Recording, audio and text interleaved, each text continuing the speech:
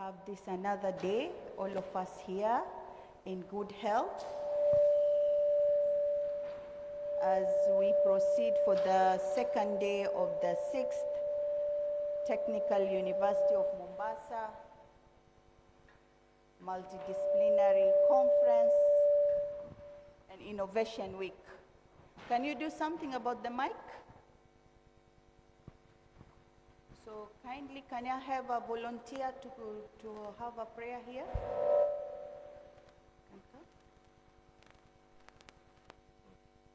Yes, madam.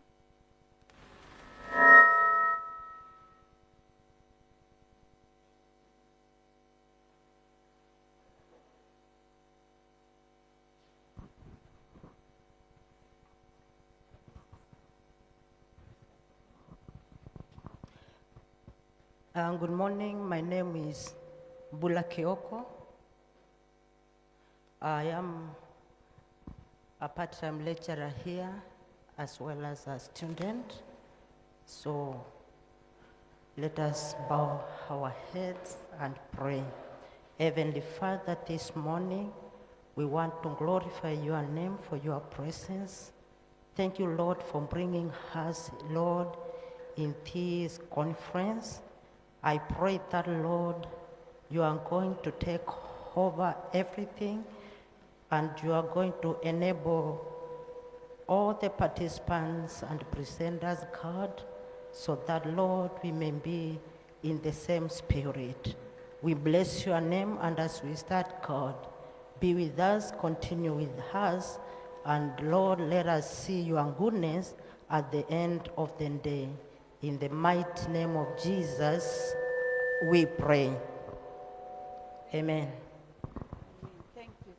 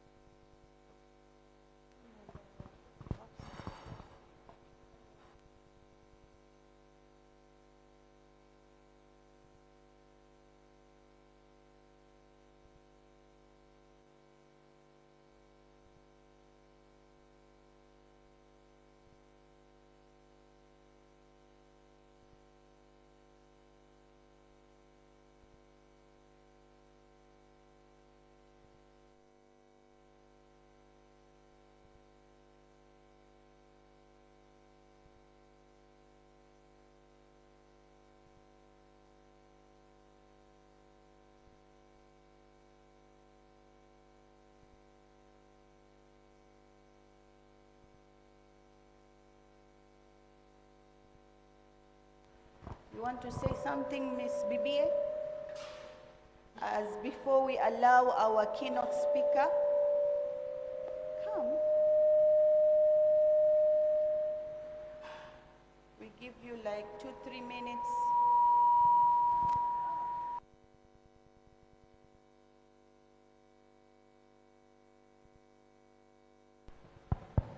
Good morning once again.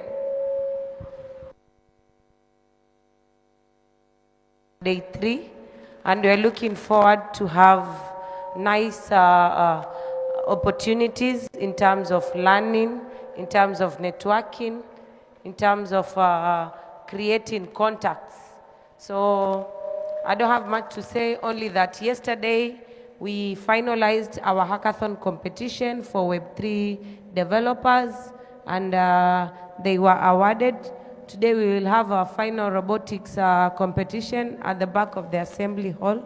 So at around 10:30 or 11, so you can come and see the exciting robotics league or competition. We have our high school visitors from Aldina and Hamisi Boys and TUM. So we welcome you all. And then also today from 11, we'll have an entrepreneurship session. So all innovators, exhibitors, aspiring entrepreneurs, please join to get tips on how you can grow your business, on how you can convert your idea to an innovative solution, to a viable product it's in the market. So I'll welcome you all. Please don't miss out. Thank you.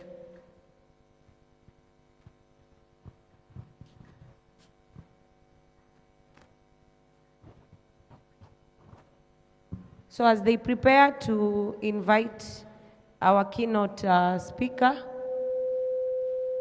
we have a presentation from our young boys from Hamisi Boys High School. They have their idea that they want to present.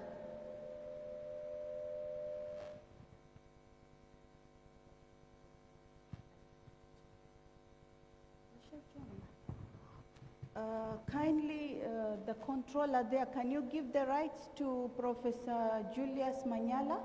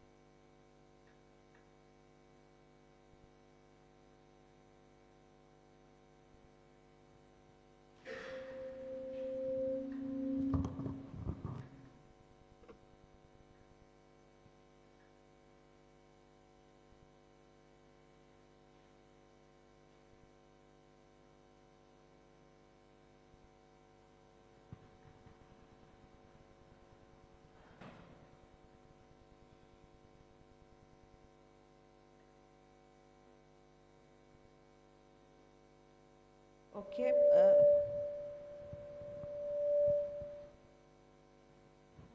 What's this sound?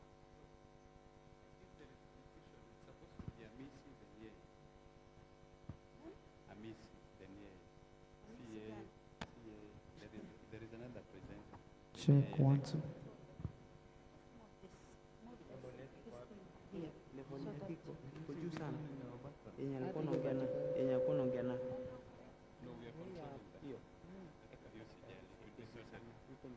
Okay, Professor Julius Otieno Manyala holds a PhD in fisheries and aquatic sciences from the University of Eldoret, an MSc in hydrobiology from the University of Nairobi, and a BSc from University of Pune in India.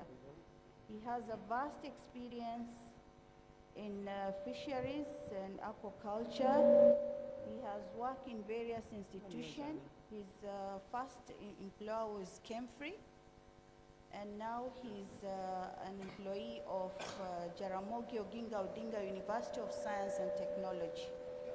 He's currently the Director Research, Innovation and Extension.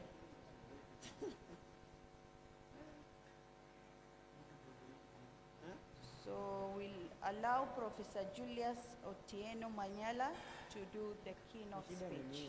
Thank you.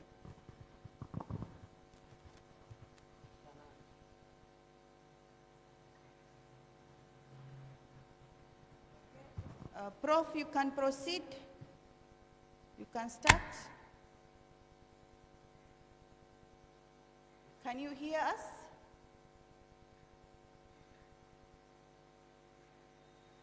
Yes, I can hear you.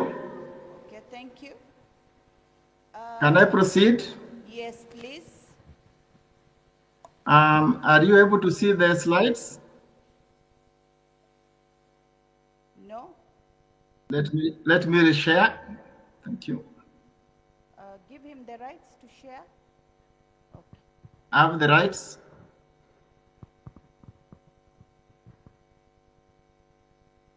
Okay. You are able to see the slides now? They're coming up. Professor Manyala will be talking about creative digital economy and entrepreneurship in Kenya. We can see Thank you very much. Thank you very much, Chair. I'm happy to join this important conference.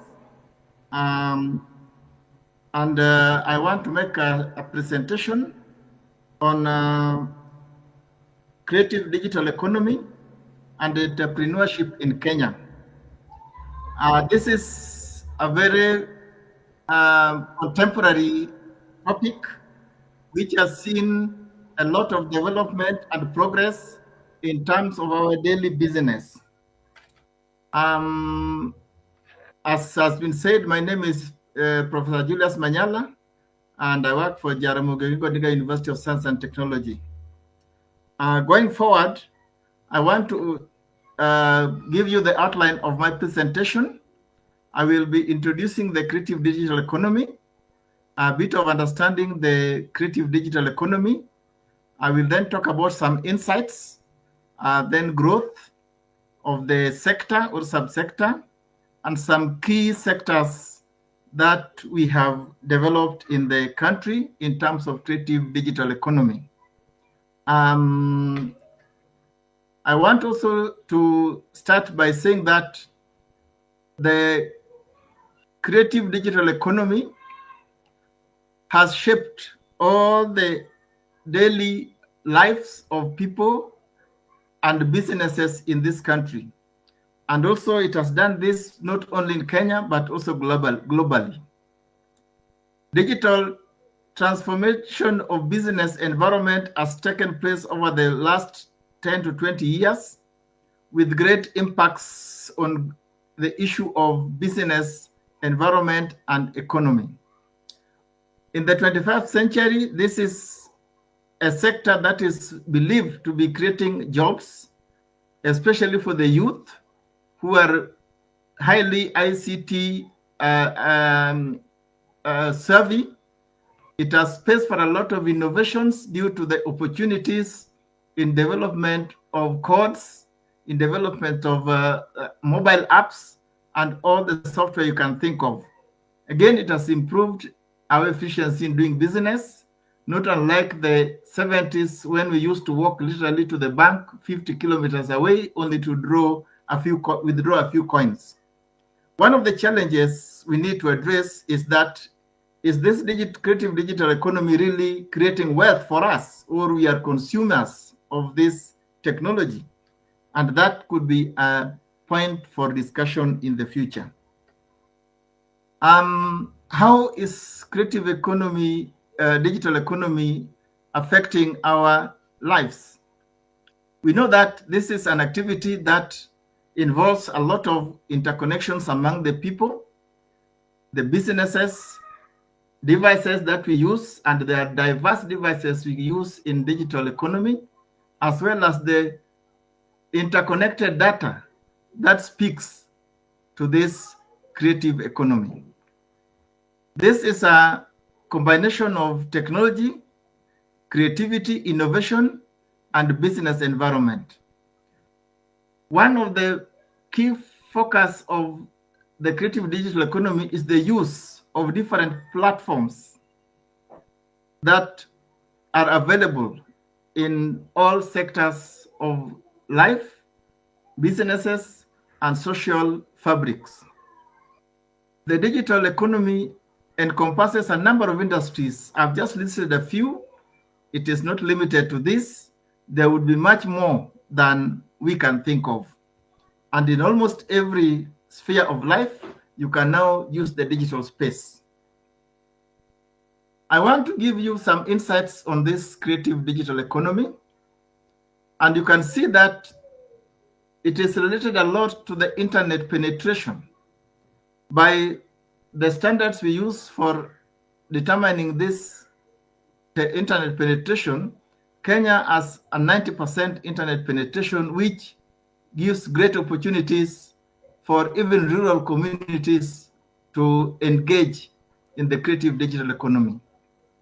We know that in Kenya, we have almost 46 million users of the internet, and estimated that this digital economy contributes about 1.2 trillion to the GDP.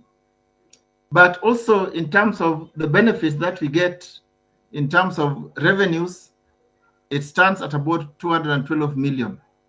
It is projected that in the future, maybe the next 5-6 years, the contribution of creative digital economy will stand at about 662 billion. and also create a number of jobs. Maybe 300,000 are few, but well, this sector is growing exponentially, and maybe we'll have more than 1 million jobs created from this sector. I want to show you how this has happened based on just one or two examples with, for example, Safaricom. We can see that the last 10 years, the volumes of transaction in Safaricom has increased exponentially, and it now stands at about 36, it stood at around 36 to 40 trillion in terms of transaction. And if we have to follow this trend, then it is believed that the sector or subsector will grow to about 160 trillion in the next 5 to 6 years. And this can be projected assuming that this trend will continue without any risks arising from the region, politically, economically, or socially. We look at some of the growth areas in this digital entrepreneurship, and we know that this growth has been fueled by mobile technology, which has grown tremendously and is accessible to almost everybody in Kenya. We have a lot of social media which promote businesses, and even though their initial intention was networking, but there are a lot of advertisements, business opportunities being streamed in this social media. We also have the e-commerce platforms, which have become a commonplace in this country.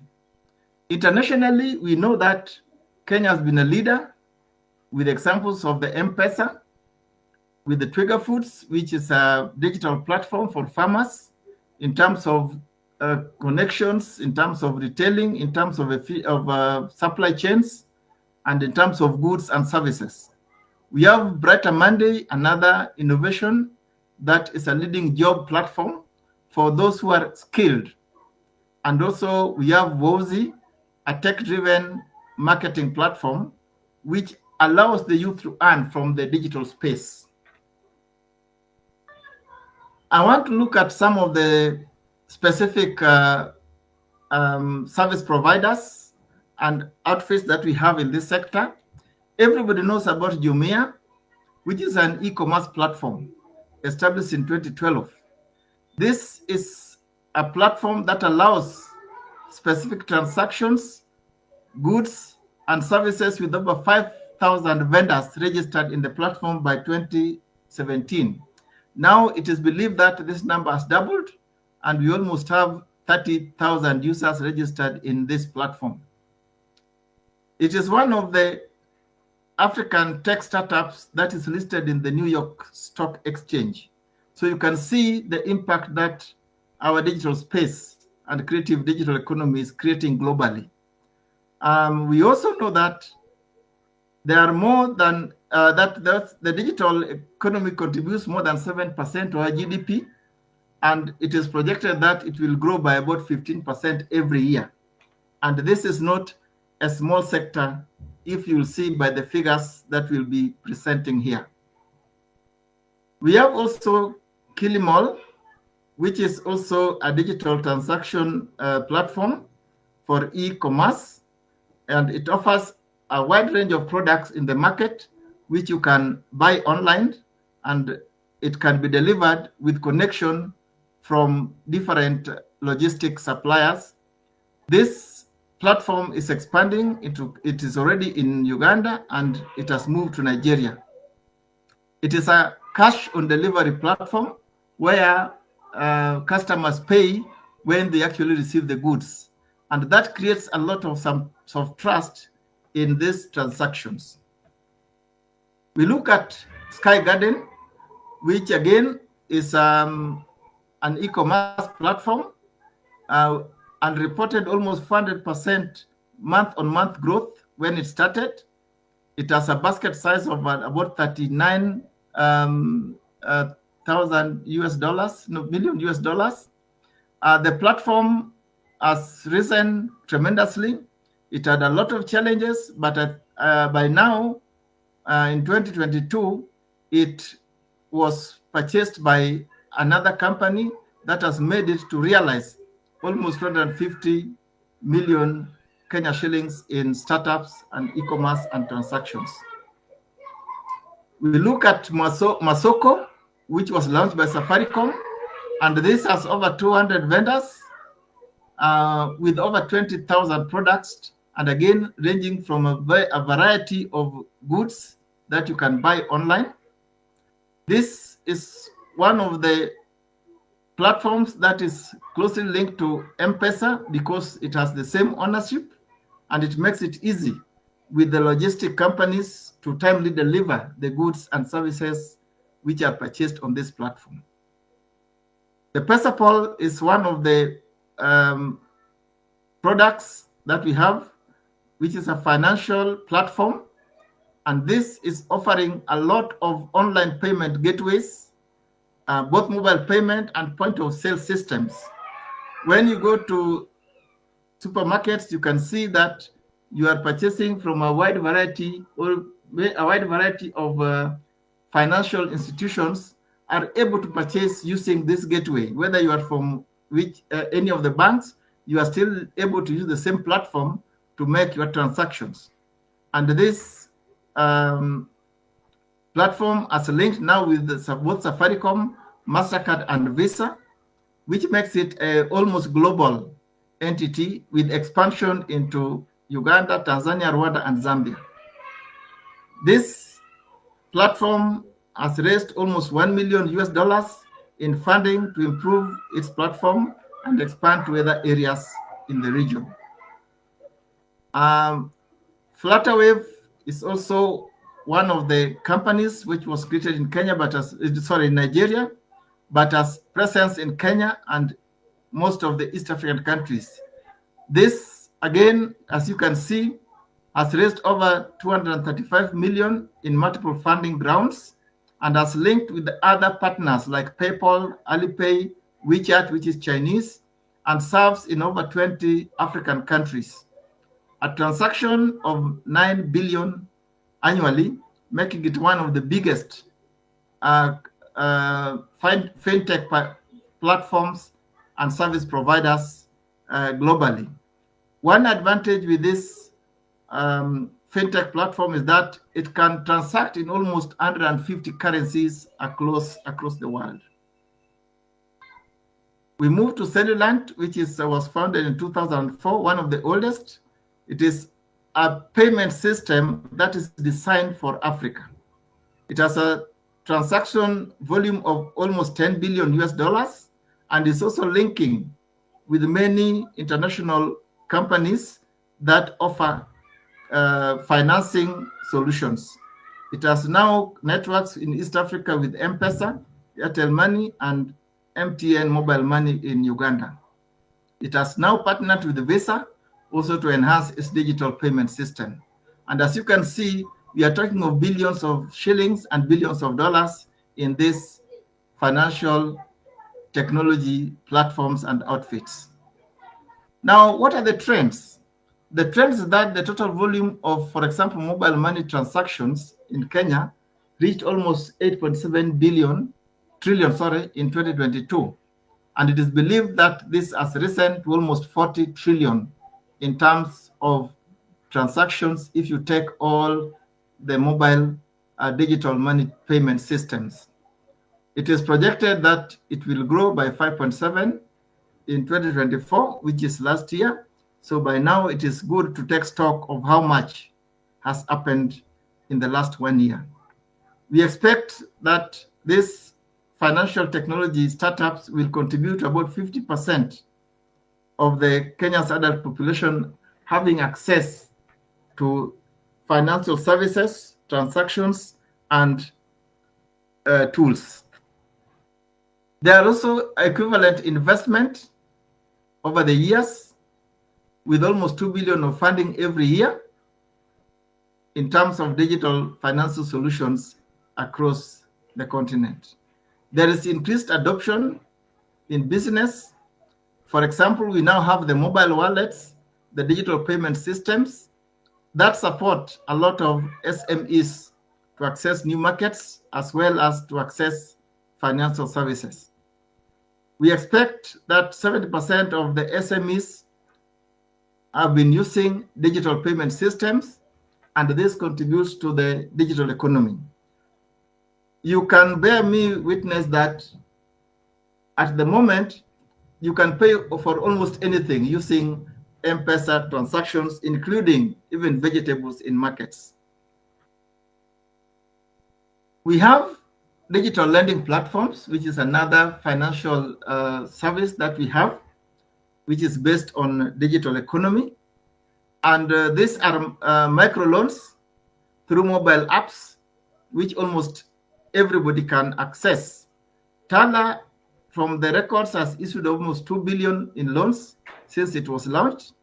It has almost 6 million customers in Kenya alone, but globally it has over 10 million users. The range of financing and loans you can acquire from this platform is ranging from 500 to almost 30,000. Now you can see the product is meant for both very low level income earners and medium incomers, median income earners, and this makes it accessible to many of the rural communities. It is believed that this has given us an alternative method of financing some of our activities. It has created some alternative credit scoring techniques based on artificial intelligence and the history of use in the digital space, including both computerized systems and mobile digital systems. We are looking at the branch, which is also a lending platform. And as you can see, these platforms are barely 10, 15 years old. And many of them have large volumes of transactions, like Branch has disbursed over 250 million in loans across Africa.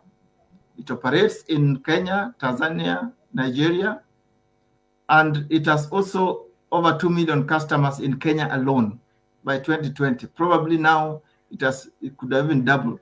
What is the range of financial services? 1,000 to 70,000. Repayment period is usually 1 to 6 months, makes it appealing to many low-income earners and expands the accessibility to finance by many people. It charges an interest of between 5 to 15%, depending on the loan term. And again, these are issues that are still subject to a lot of regulatory and legal considerations. This platform has raised over 200 million in funding and has expanded its services across Africa. And as I've said with others, they use artificial intelligence powered credit scoring system, which is more unique than the normal appraisal done by mainstream financial institutions such as banks and microfinance institutions. There is also no requirement for security when you take this online digital lending platforms. We have M-Shwari, which everybody knows, and this allows people to both save money and borrow money without actually having a formal banking system. There's no need to have a bank account, and this platform has also issued over 300 billion in loans since it was launched. Its current portfolio is about 60 billion per year. So that means that if you consider for the time it has been operating, 2012 up to now, you can see that it has substantial impact on the economic and financial market. It has over 30 million active users. And again, you can see the range of lending is between 100 to 50,000. This makes the loan quite quite accessible to many people.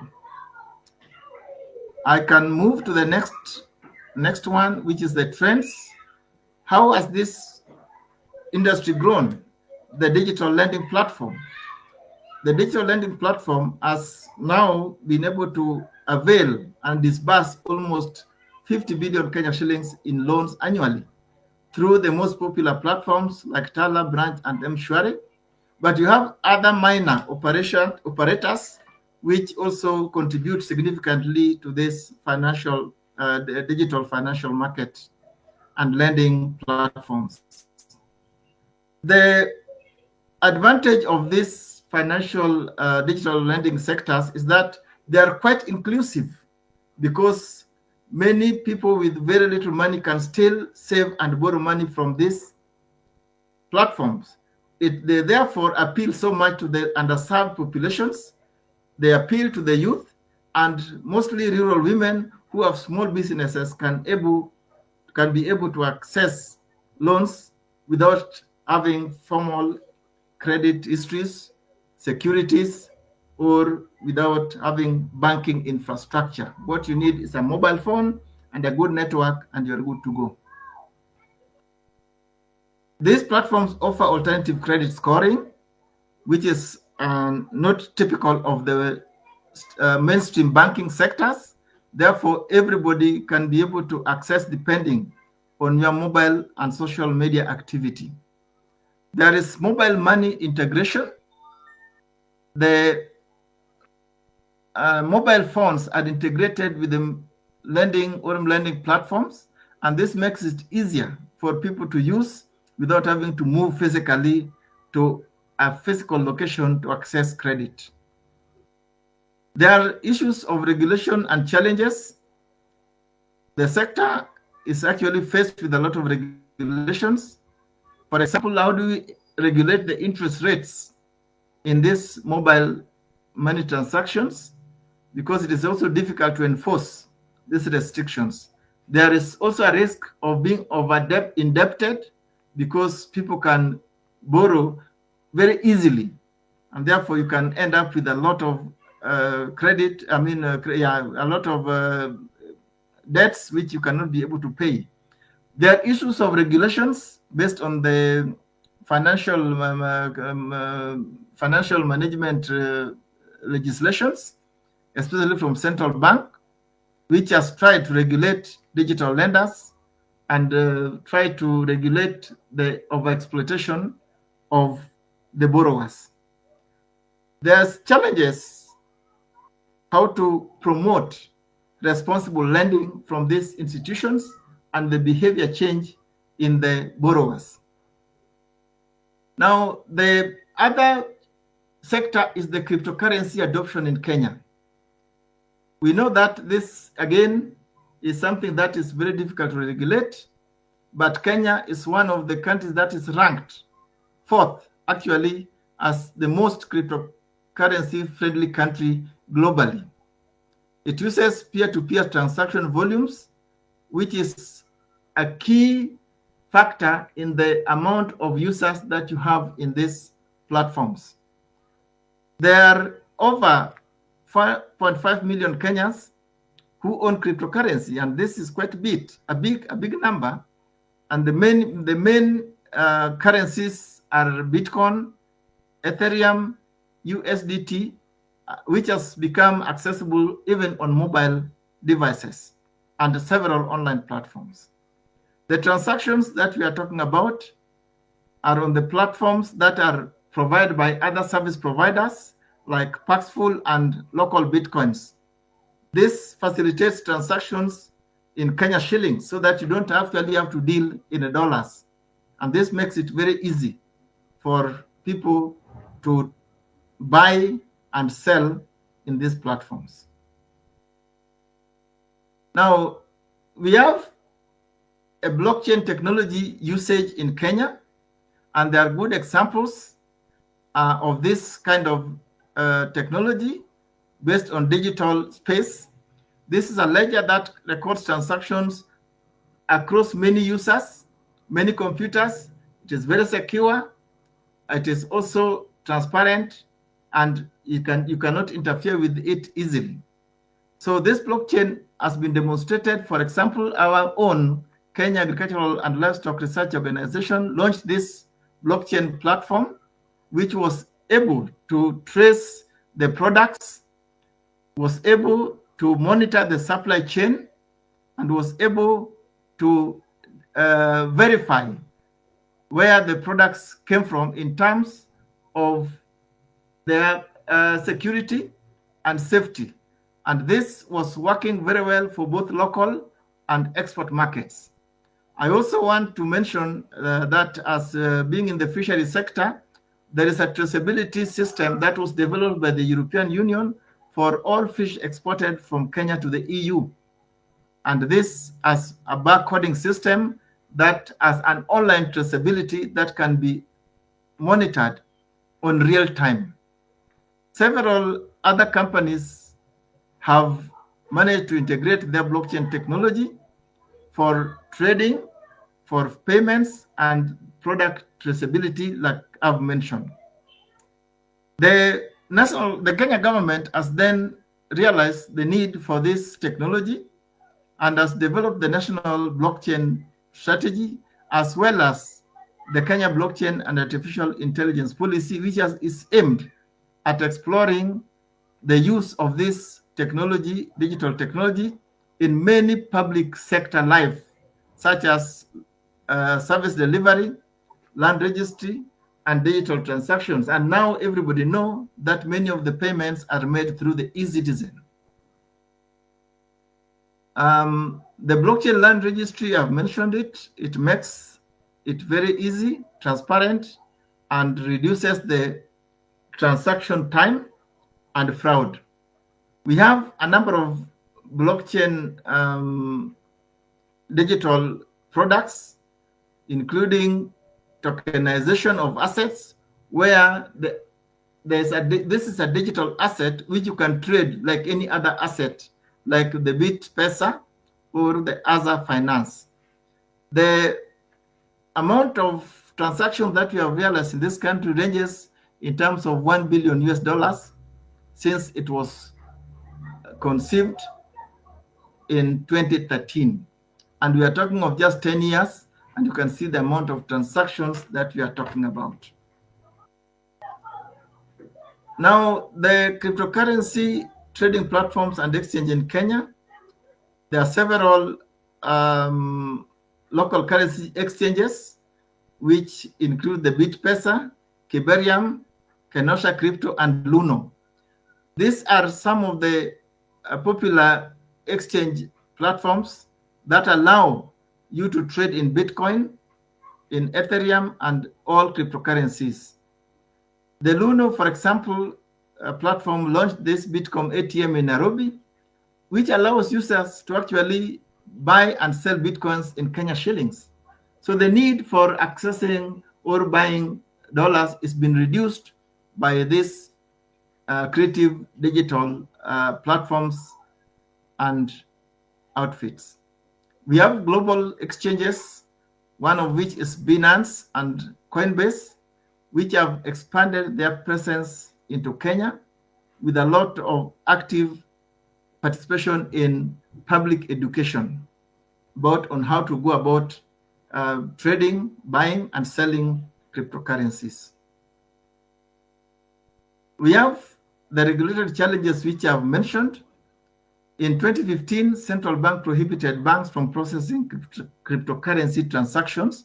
However, as we became globalized, by 2019, this ban was lifted. And this allowed the tremendous growth in peer-to-peer crypto transactions in the country. We have some recent developments with the Capital Markets Authority announcing its need or its intention to regulate cryptocurrencies trade in the country. Kenya is now working towards this regulatory framework, which I believe will be able to streamline the risks that are imminent in the digital finance space. We have challenges with the taxation. The Kenya Revenue Authority expressed its intention to tax cryptocurrency profits. Again, this has not been implemented, but there's no formal system or structure to actually tax cryptocurrency profits and income. So these are the challenges we still have to deal with, and hopefully we'll be able to address them in the near future. Everybody knows about Bitcoin, but there are many more other currencies, cryptocurrencies that can be used in the country. I've mentioned Ethereum and Tether USDT. The advantage of Tether USDT is that it is a stable coin, a stable digital currency. That means one USDT is equivalent to $1 throughout its lifespan. So the value of the currency does not change even when the exchange rate fluctuates. It means that your trade is secured in terms of the profits you can make. You don't lose because there's no fluctuations in the value of your cryptocurrency.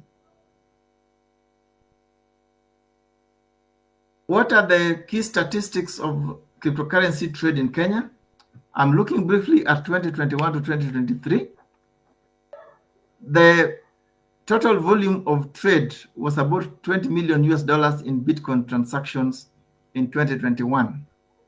There's been a tremendous growth of up to 25% year over year from 20 to 21, and this is an indication of what kind of volumes of finances we are dealing with.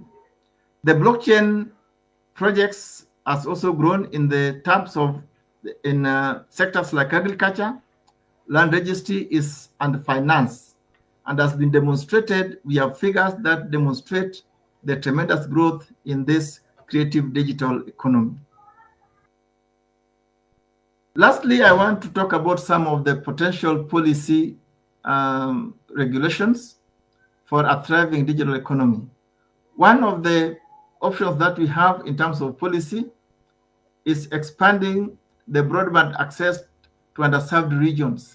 If we have a good regulatory mechanism of knowing how this creative digital economy is operating, then we can expand it into many of the underserved regions which do not have formal financing and banking infrastructure, but have good mobile network. We need to promote digital literacy so that people know which equipment to use and how to transact using these digital platforms. For example, for mostly for the youth who are very keen on making livelihoods through some of these transactions, and they can act as service providers or entrepreneurs. I would like to recommend that we need to encourage public-private partnerships, which facilitates collaboration between some of these platform owners, some of the startups, so that people can access finance without having to go through the formal appraisal in commercial and microfinances. Lastly, we need to develop favorable regulatory environment so that we have policies that support the creative digital economy so that we can promote entrepreneurship in this subsector. I want to thank you so much for listening, and I would like to welcome any questions that you may have. Thank you.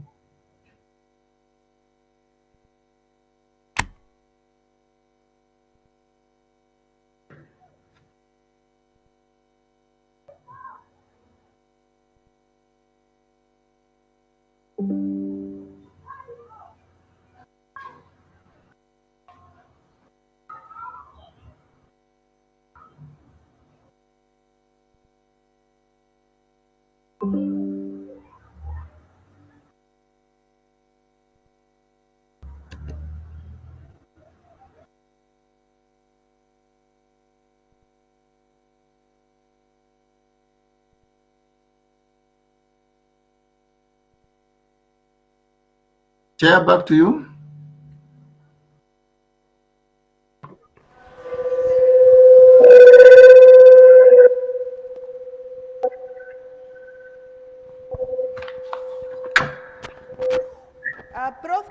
put your camera on so that we can see you, appreciate whom we have been listening to? Yes, let me try that. Good, there you are. Thank you, Prof. That was a very good presentation. I hope you can hear me from your end. I can hear you loud and clear. Professor Manyala. I can hear you. Yes, I can hear you. Proceed. Yeah, that was a very good presentation. I actually like your work. However, I just have some few questions. Question number one, you have talked about digital economy, and I was wondering how data science can actually take advantage in this digital economy. And my last question, there is a lot of buzzword in the digital space regarding AI. So how can AI also leverage in the digital economy? Thank you, Prof. I think you'll take up all the questions, then you can answer one by one, yeah? Next. Yes, please.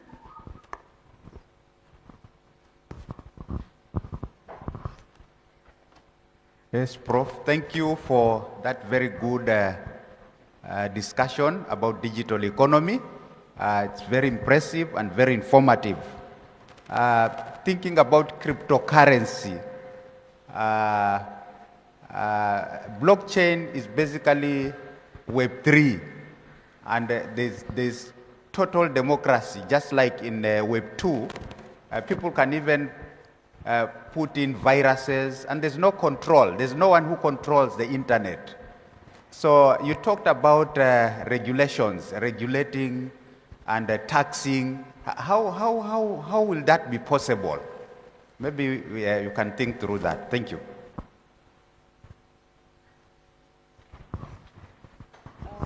I might be new in this field of digital entrepreneurship, but are there any frauds, especially in the cryptocurrency?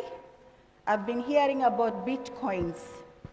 There are several companies which are frauders, and how can we be sure this is the right company which I can invest my bitcoins?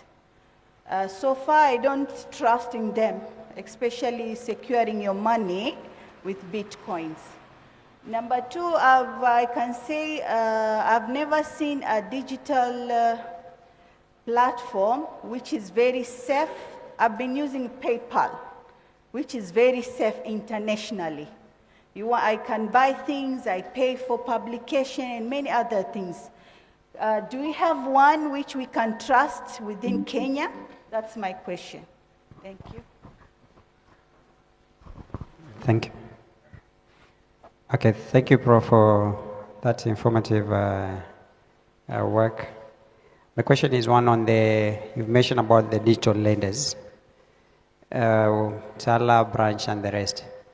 How can they be regulated from the technological space in terms of the data protection or the data that they handle for the citizen? Thank you. Thank you. I think you can answer now before if there is any other question. Prof? Thank you. Thank you, Chair. I think I will start with the first question on how can data science take advantage of the digital economy and how AI can leverage on digital economy in terms of our academic processes.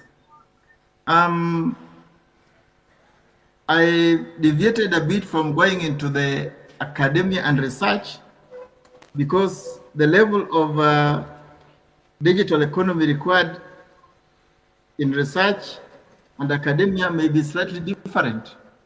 But I think we already have a lot of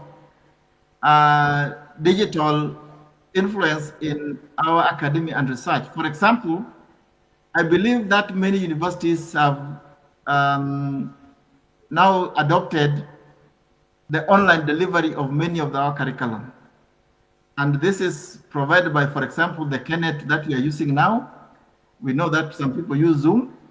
We know that we have developed digital space for delivering courses like the Moodle platform. And all this may not seem to be an economy driving the industry, the academic or the education industry, but they contribute tremendously because we are actually creating jobs for other people to maintain these services. And the challenge is only how do we quantify? This is what I was saying in the beginning, that are we creating any wealth or we are just consuming?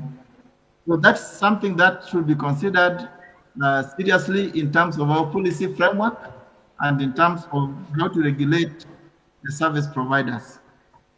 Now we are talking of the cryptocurrency. How do we tax them? How do we regulate them? And so forth, because of the Web3 level of protection. I think this is something that has to be thought through very, very carefully. In many very secured web platforms, you have things like two-factor authentication, where it is not possible for you to have access unless you have several layers of security and login. This is not very common with the normal web pages, but if you have the two-factor authentication, then there are several layers of login that you must go through before you can able to access your details and your data. So there's possibility of improving or agreeing to regulate them and ensure that the access is highly protected. Now, when it comes to fraud, I think we have several things we are dealing with.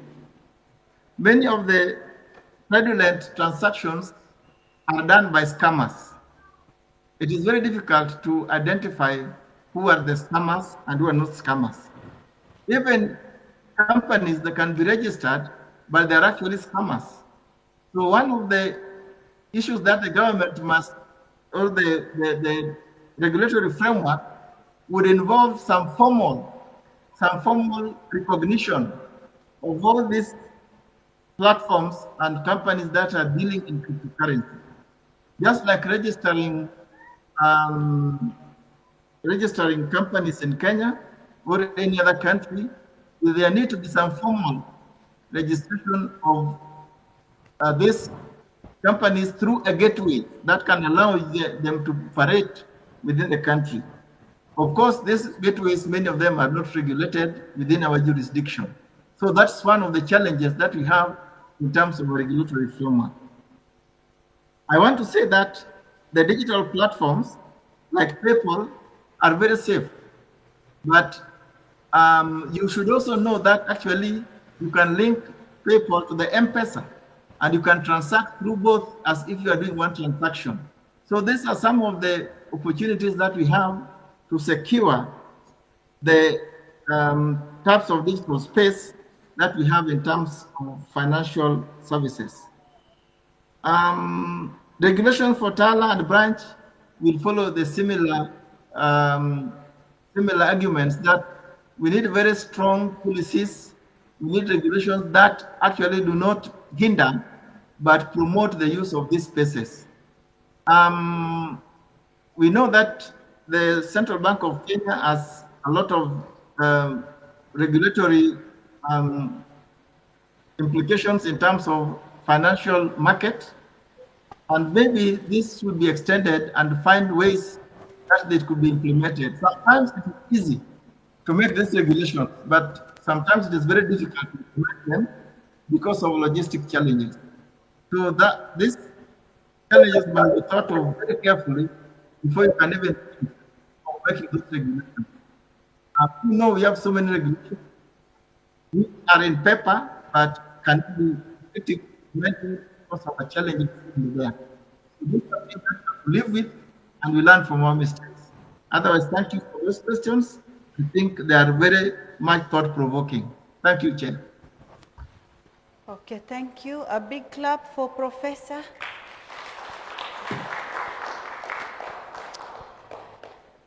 Thank you, Professor Manyala, for your support to make this conference successful. It was a good topic, and it has enlightened, in fact, some of those digital, I was not aware, digital entrepreneurships platforms. At least I've got some few information which we'll still need to investigate before we invest our money, isn't it? Yeah, thank you very much. You are welcome at Technical University of Mombasa. Next time we'll appreciate your presence here rather than online. But we are really happy that you have made this successful, this event successful. I think we need to appreciate with 3 factorial for Prof. Okay. Start.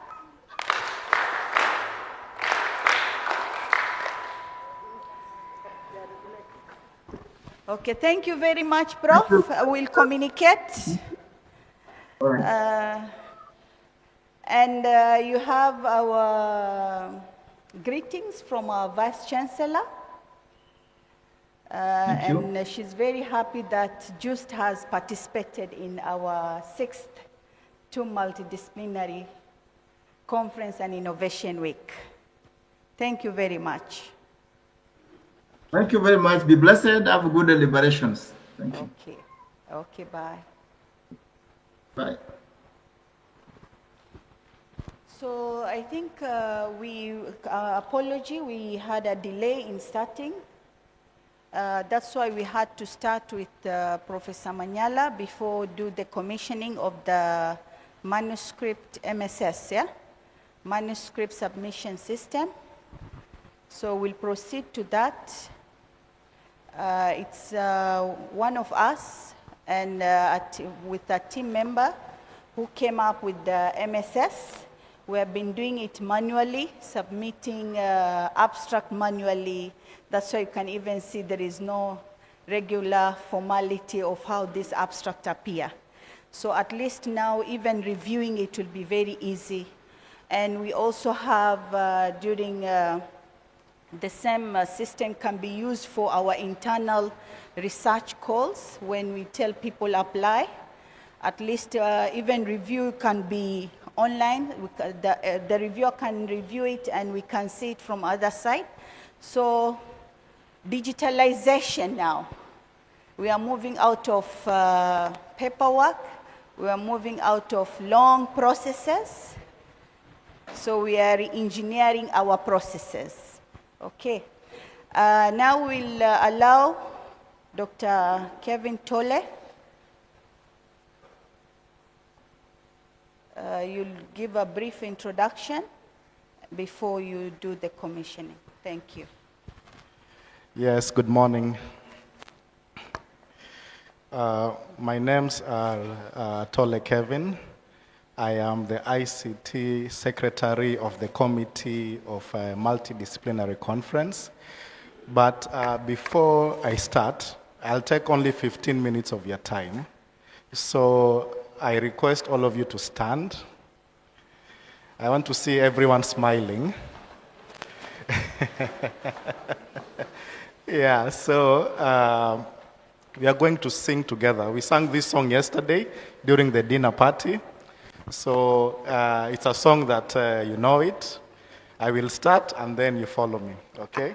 If you are happy and you know, clap your hands. Sing. If you are happy and you know, clap your hands. If you are happy and you know, and you really want to show, if you are happy and you know, clap your hands. Thank you. You can have a seat. Okay. Now I have all your attention. That is what I wanted. I am going to be assisted by Collins. Now, just a background introduction of the Manuscript Submission System. It is an inbuilt system designed here in TUM because it is part of our process of digitization.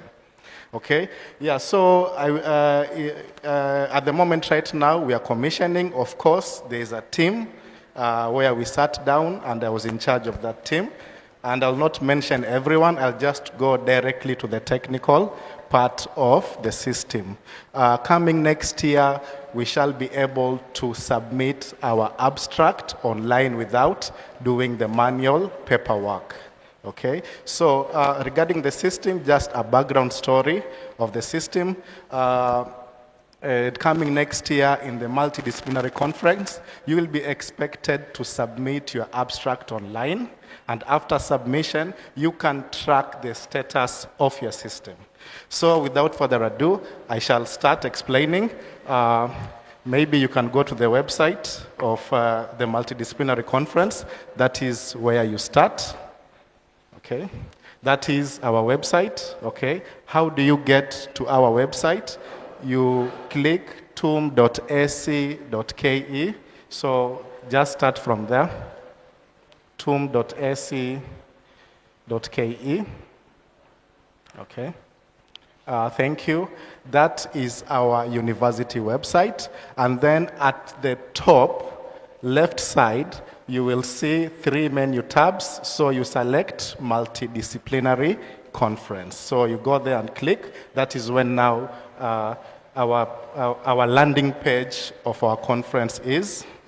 Okay, so from that landing page, you can scroll down. Just briefly, just scroll down. Just a minute, scroll up.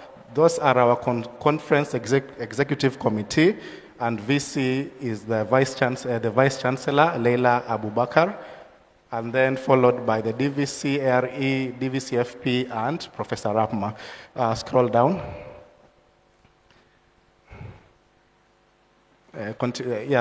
Those are the themes that we are having. I don't have to mention them. Just go to meet our committee. Now, these are all the committee members. Okay?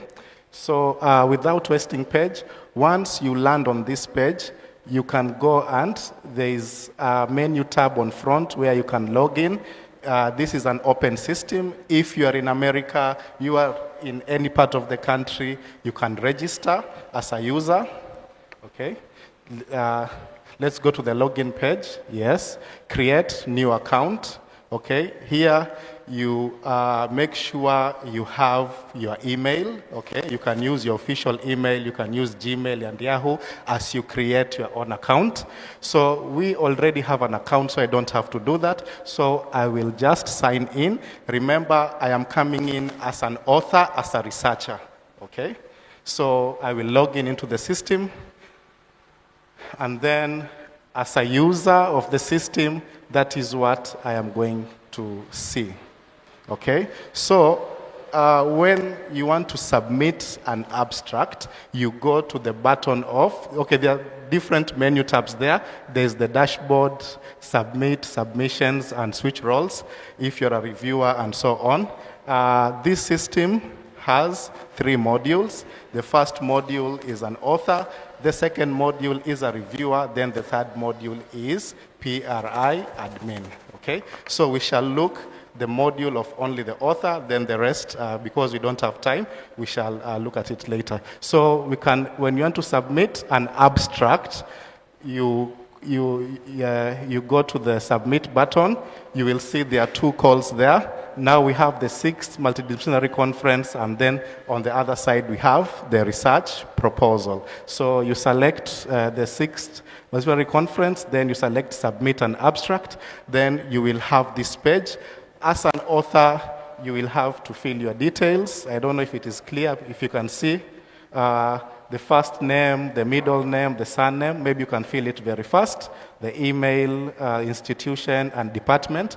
If there are so many authors you want to include, there is a button there, add author.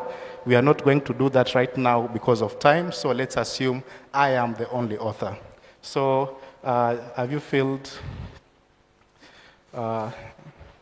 Thank you, Colin. So you go to next. So here, this is my favorite part, okay, where now you put the title of your abstract, okay? So just fill the title there.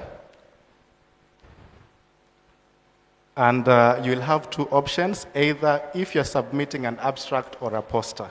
If you're submitting an abstract, you select abstract.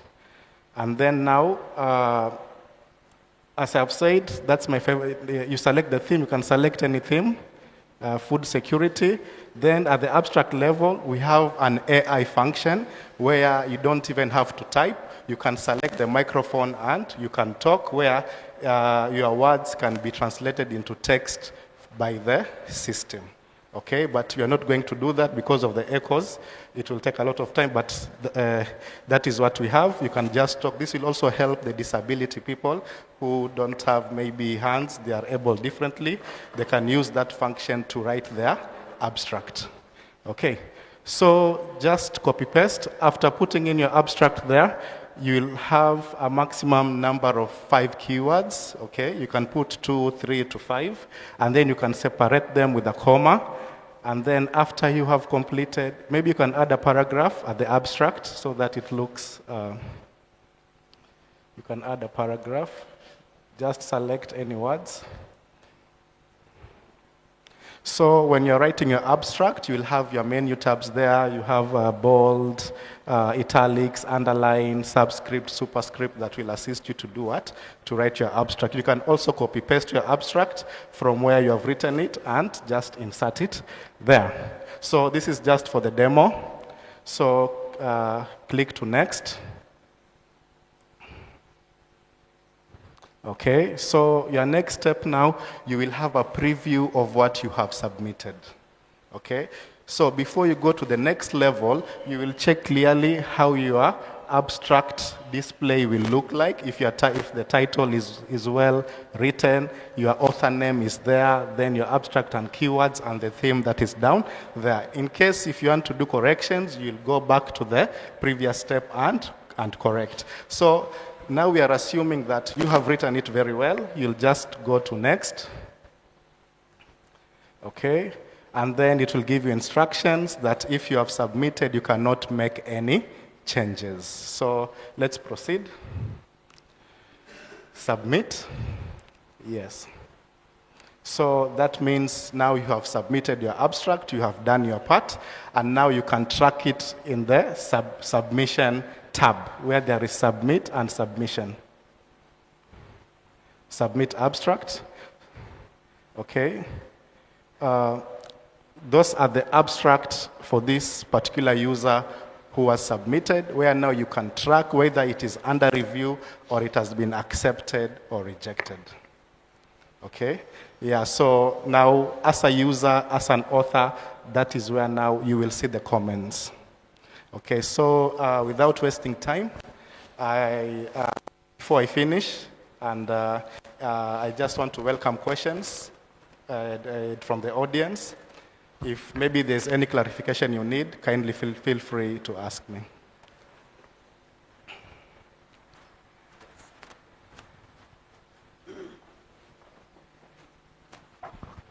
Good morning, and thank you very much for the presentation. My question is, how long will it take for you to get the feedback about your submission for the abstract? That's a very good question. Once you submit your abstract, you'll be given a notification via email that your abstract has been received, and now the PRI team will be there now to do the administrative work. But usually, from our policy, it should take 42 hours. Yes, 42 hours for you to get feedback. To get feedback, either it is under review, okay, or maybe regarding on the status where your abstract would have reached. But usually it takes 48 hours, 2 working days to get feedback. Oh, thank you, Dr. Tole, for the nice presentation.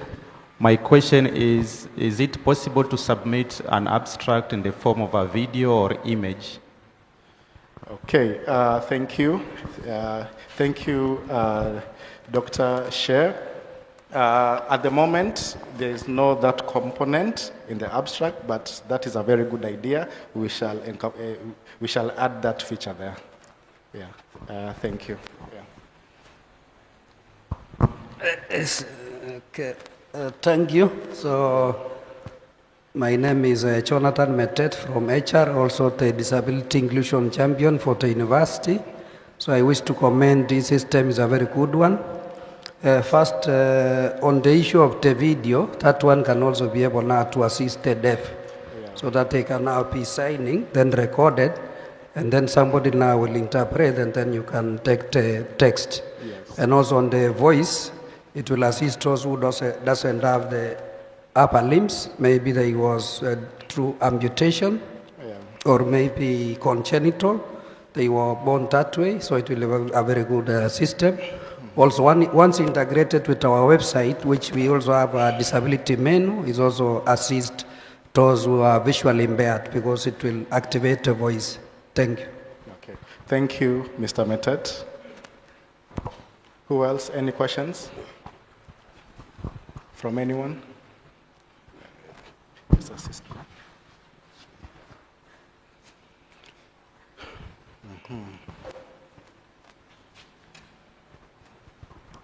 Thank you. My name is Michael Maluki. Thank you, Daktari. A very good presentation and a well-thought idea. My question is for an abstract. When you've submitted, sometimes you find you've made some serious errors and you want maybe to correct your abstract. Maybe after you submit, there's an option of saying you cannot do some changes. Can you be allowed maybe to make another submission? A second question is, maybe one abstract can apply to 2 or 3 sub-themes for the conference. Are you be able to submit the same abstract for the sub-themes? Thank you. Okay, thank you. That's a very good question. I'll start with the option. Please remind me, the first question was? If I can review my abstract yes, after. Now, yes. When we were developing the system, immediately after you submit and after the deadline of the abstract, you cannot change, okay? But yes, there is an option after you have submitted and the deadline for submission of abstract has not yet reached, you will go and re-edit and then resubmit again. So that option is already there. Now, regarding the themes, I think I will consult that if maybe one abstract has several themes, okay? Then now from there we can, but right now I don't have, the system cannot select more than one abstract. Okay. Yes, any questions? Okay, so if there are no questions, I would want to appreciate Registrar PRI, Professor Rabma, who has really been helpful with his team, Muzni and Mariam. Maybe you can come forward. Okay.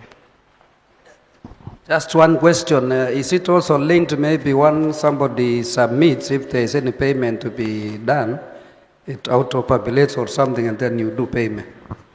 Okay, yeah, yes, that's a very good question. I have not exhausted the system.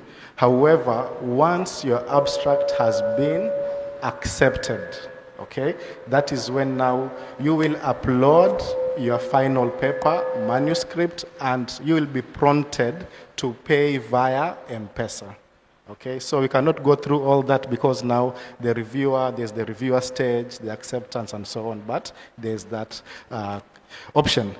Now I would want to call Professor Ravma, who she has been very much helpful. Whenever I would go to her office, she was ready to assist me. And this project actually took one year and 2 months. So it didn't start yesterday. It has been a long journey. And Prof, I want to appreciate you and that open mind you have shown us in the process of digitization here in TUM. So Prof, asante sana. Welcome. Thank you, Tole. That is his personal achievement. He has at least done something for himself and for the institution, but at the same time, definitely I have to support because it will ease the work for our office, isn't it? Yes. Thank you very much, and this is how people progress through teamwork. You can come with an idea, another one to modify it, and another one to assist maybe technically. And at the end, Waswahili wanasema mkiona vinaolea, ujue vimeundwa. So you can see something growing beautiful, coming up successfully, and just overnight. No, there should be some work huko zimefanyika. And all of you, you should have one objective, one aim for you to succeed. Thank you very much from you and from your institute. I know it is a teamwork from where you come from, and also ICTS. I say again a big thank you. I'd like to call Professor Said Mwaguni to appreciate Tole, to give Tole a gift.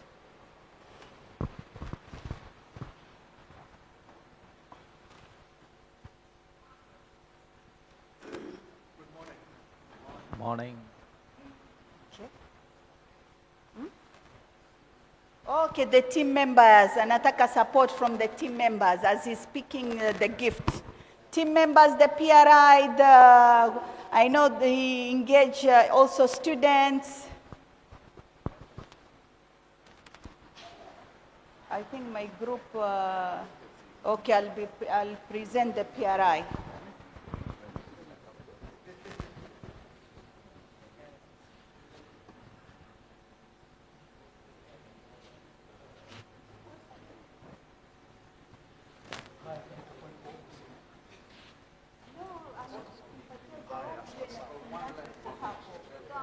Representing.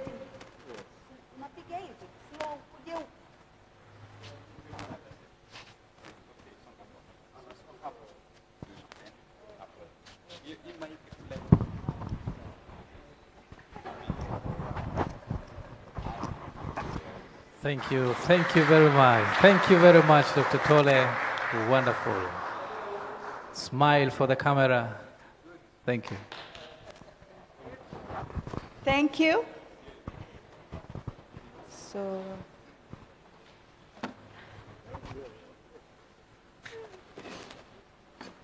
before we start the paper presentation session, there is a small presentation from BBS group. Something here.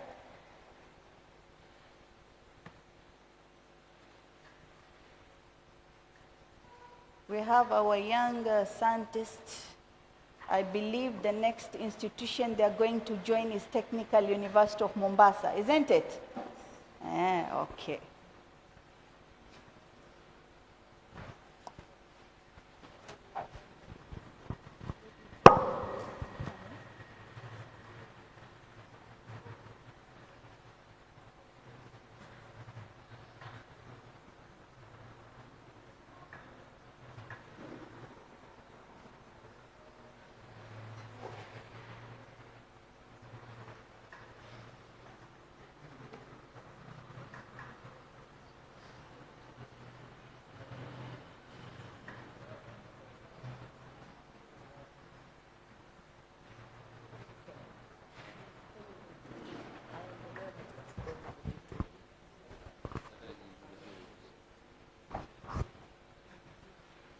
Assalamu alaikum.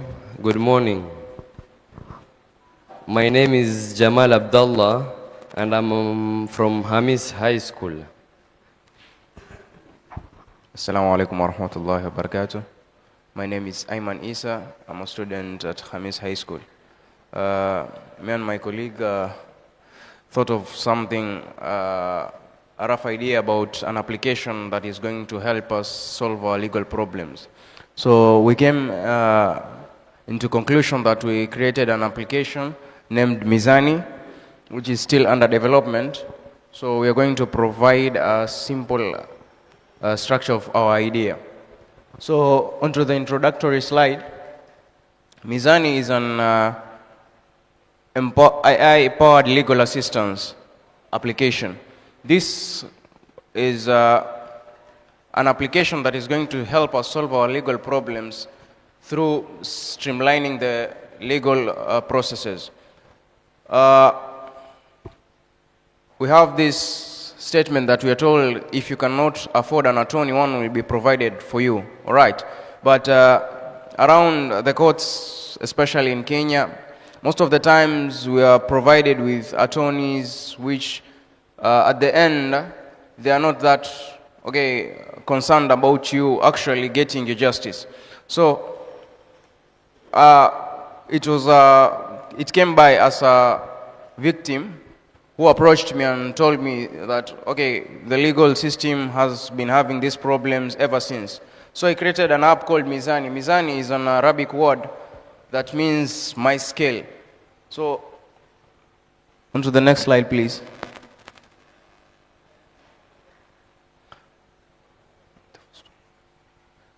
So, the impacts of the problem that were the unfair outcomes and prolonged battles and a lot of backed up cases in courts, especially due to our courts like the Mombasa court. We have a lot of cases that have not yet been heard and have not yet finished the legal process. So that's why we created this app. So I'll introduce you to the key features of the application. The first feature is a legal advisor. AI and the chatbots we have been using, some of them, they are not that compliant with the Kenyan laws. So we are bringing to you an AI legal advisor which is compliant to the Kenyan constitution and the Kenyan laws. Also, we have the automated document generator. This is to help us generate the documents more efficiently and faster. Documents like affidavits, lawsuits, through the use of AI. Instead of us sitting down, getting to the whole process, you just describe your problem, then AI does it for you. And then we have a step-to-step court guide. A lot of us have never been in courts. So when you go in the court for the first time, you're not familiar with the procedures, you're not familiar with the rules, you're not familiar with what is going to go on the court. So this app is going to guide you step by step in layman's language on what is supposed to happen in court and how are you supposed to navigate through the legal systems. So we also have more other features. The next slide, please. The most important thing is the cost. Because, a lot of lawyers are really expensive. So this app is going to calculate for you the cost. Maybe you need an affidavit, and then that affidavit, you don't know how much it costs. So it can estimate the cost of the document or the cost of what you need to pay for in your court. Also, we have the lawyer directory. The lawyer directory is a database that is going to give us the verified attorneys and their specialties. Maybe you have a company case. Then since you don't have money to afford an attorney, or the money you have is little, you are being accorded to a criminal lawyer. So he's not going to help you that much because that is not the area of his specialization. So this lawyer directory is going to give you suggestions on which lawyers you're supposed to take that can represent you in a court.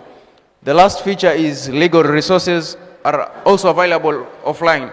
Right now we are working on developing a USSD so that also those in rural areas where smartphones have a problem with networking and stuff can also access the same legal resources that we have.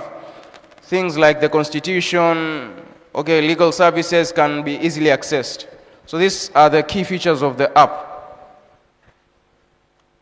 So we are going to the benefits. Now, after all these things, what are we benefiting from the application? The application, we're going to benefit first from the affordability. Since a lot of things have been reduced, we see from the cost of the lawyers to the cost of consultations, even the document generation costs, the guide, instead of getting somebody to train you on the court procedures and judicial proceedings, you're going to get that for a minimized cost. So that is one. Two is time saving. Imagine you waiting for somebody who is in Nairobi to come, you get a consultation, you finish, he hears you, you start processing documents. By the time you avail yourself to court, you have taken about 3 to 4 weeks. So this is going now to reduce that time, because a lot of us need justice to be served in a given period of time, so that we don't prolong the suffering for those who are in problems. Also, you are going to get empowered on your rights. Maybe you are arrested and the officers did not read you the Miranda warning, like your rights at the time of arrest and the problems. So you can get to know and get a clue about what your rights are, even when you are in the court, outside the court, during the time of arrest, evidences, and every kind of thing. So also Mizani is scalable and is accessible, especially for those in the rural areas. Now take an example, we are in Mombasa. There's somewhere that we don't have good connection of internet and stuff. So even the lawyers don't go and reach out to these people, since, there's no money on those places. And also the lawyers are looking for money.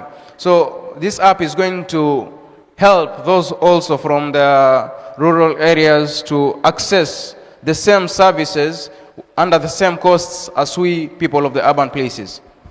Lastly, we have our vision for justice, and this is what we are targeting on. First, we are targeting on the fairness, that every Kenyan, every human being on this earth should get justice fairly and equally.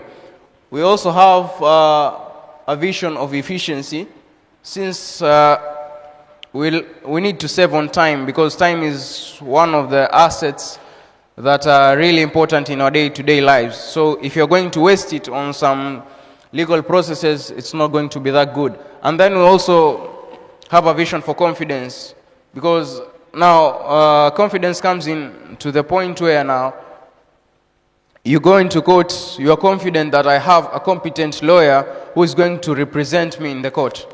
Instead of, you haven't met your lawyer, you're just told this is your lawyer, is going to represent you, you don't know him, and he seems not interested in your cases, he's just there for the money, So that confidence is going to be created by this app. Thank you for listening to me. Any questions? A question or two? Thank you.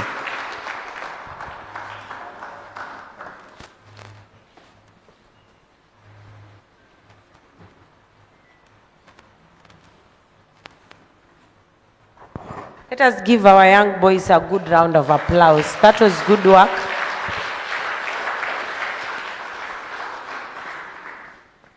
It was a wonderful presentation. From the introduction from the just professor and whatever he has presented, it shows that they are informed to the current trend in technologies in terms of web development, blockchain, and digital currencies. So TUM is always there to support the society or the community within us, so that we can nurture and empower the youths in terms of innovation. So we'll go to our next session, that is paper presentation. Yeah, we are having breakout sessions starting. We have assembly hall, we have School of Medicine boardroom, and we have School of Business postgraduate room. So the respective panels, they can go to their breakout rooms, School of Medicine boardroom, School of Business, and the Assembly Hall. So at the Assembly Hall, we are having paper presentations by Kenneth Kagoya, Mbula Kioko, and Victor Opondo. They can start preparing. We'll start the presentation by Mbula Kioko.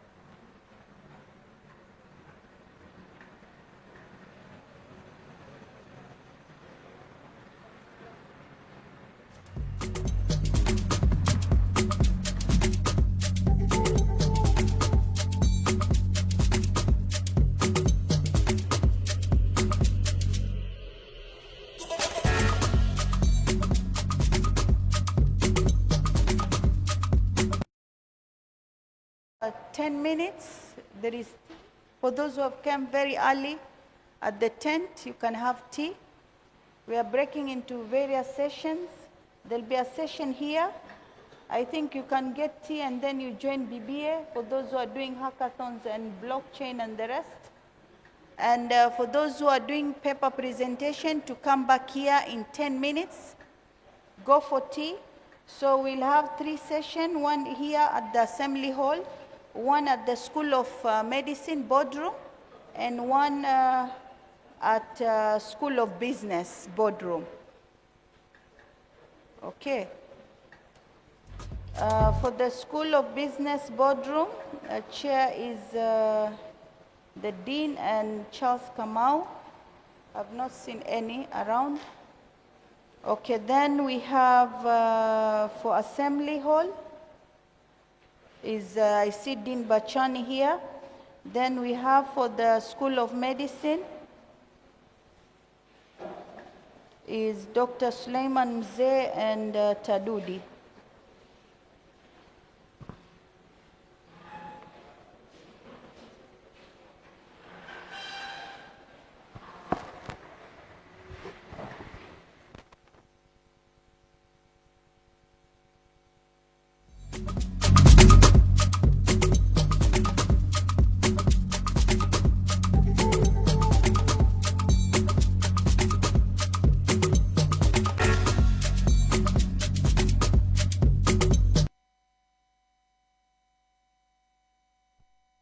Hall, and my name is Dr. Samir Bachani. I think the students are still having some tea, so once they finish, they'll just join us. Huh? And for the staff members, once it comes, the tea comes, then we'll have our tea at the back. Huh? So, but we can start off our session because we're also running out of time. And today is Friday, so we need to. We have to go for prayers and things like that. Huh? So, the key results from this study established that there are statistical differences within the 3 counties. You can notice there are differences according to the areas which were used to bring out the study. Mombasa had a mean score of 30.24, Kilifi 36.22, and Kwale at 37.18. That is the level of stakeholder engagement across the 3 counties. There is a difference that is notable.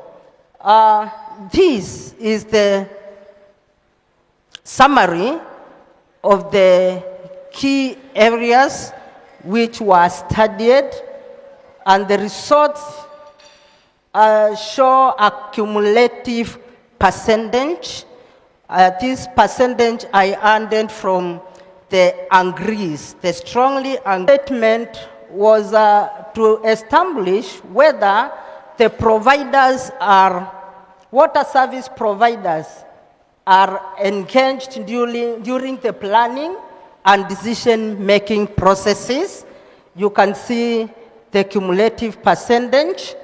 The other concern was whether the communities were involved in need analysis and prioritization of their needs in water service delivery, and that was at 50.4%. Another area was on collaboration. Is the government collaborating with other stakeholders like NGOs, SYMBIOs, in order to enhance water service delivery? What is happening in the study area gave us 55.5%. There was also an item on information about water service projects, whether when people or the citizens in the study area require any information concerning water projects, is it readily available? And the response was 53.8. There was an item on response. What the stakeholders are voicing out, is it put into consideration when they are being served? And the response was 54.6, and the final item was to identify whether involvement of stakeholders enhances the quality and the stability of service delivery. And this was scored highly at 63%. Now, these differences in engagement, they affect service delivery outcomes. According to the results, the p-value of 0.18 indicated that there is no statistically significant difference in stakeholder engagement across the 3 counties. That means there is uniformity. How they do it, it is uniform within the 3 counties. And the stakeholder engagement also demonstrated a strong positive correlation with water service delivery outcomes. This suggests that when the community is involved, then the services are improved. Therefore, it is important always to engage the communities. On political accountability and government policy, there was a significant positive relationship with service delivery, which means that integrating stakeholders in service delivery brings some optimal governance success. And finally, it is established that the lack of effective stakeholder engagement in areas like Mombasa was linked to poor delivery. Sometimes we may ask ourselves why, but Mombasa has a challenge because Mombasa doesn't have our own source of fresh water. Mombasa imports water from the neighboring counties of Kwale, Kilifi, and Taita Taveta. And there was a time back in 2016 when there was a project which was launched by the former president, Uhuru Kenyatta, to desalinize the ocean water. When I was doing the study, one of the leaders, or government leaders, told me that program could not kick off because of finances. It is too expensive, and it's like those donors or financiers who had side collaborating with the county government of Mombasa and the Kenyan government. There were some needs, conditions that they had, and then the government felt those conditions were a bit too hard for these projects. One was to be at Shimolatewa and another one at Mtongwe. So Mombasa is really struggling with water service delivery. There is variability in stakeholder engagement, which impacts water service delivery. And Mombasa, as I've said, is facing other governance issues on policies, on engagements, on finances, and that is why we are seeing the inefficiencies compared to the other two counties. What is the impact on service delivery? It means where stakeholders are fully engaged, there is better service, like in Kilifi and Kwale. And also, the governance structure in Mombasa is hindering the service delivery on water to the citizens. The successful strategies, what is being applied in Kwale and Kilifi, can also be borrowed by Mombasa, and then maybe the county will have some substantial services.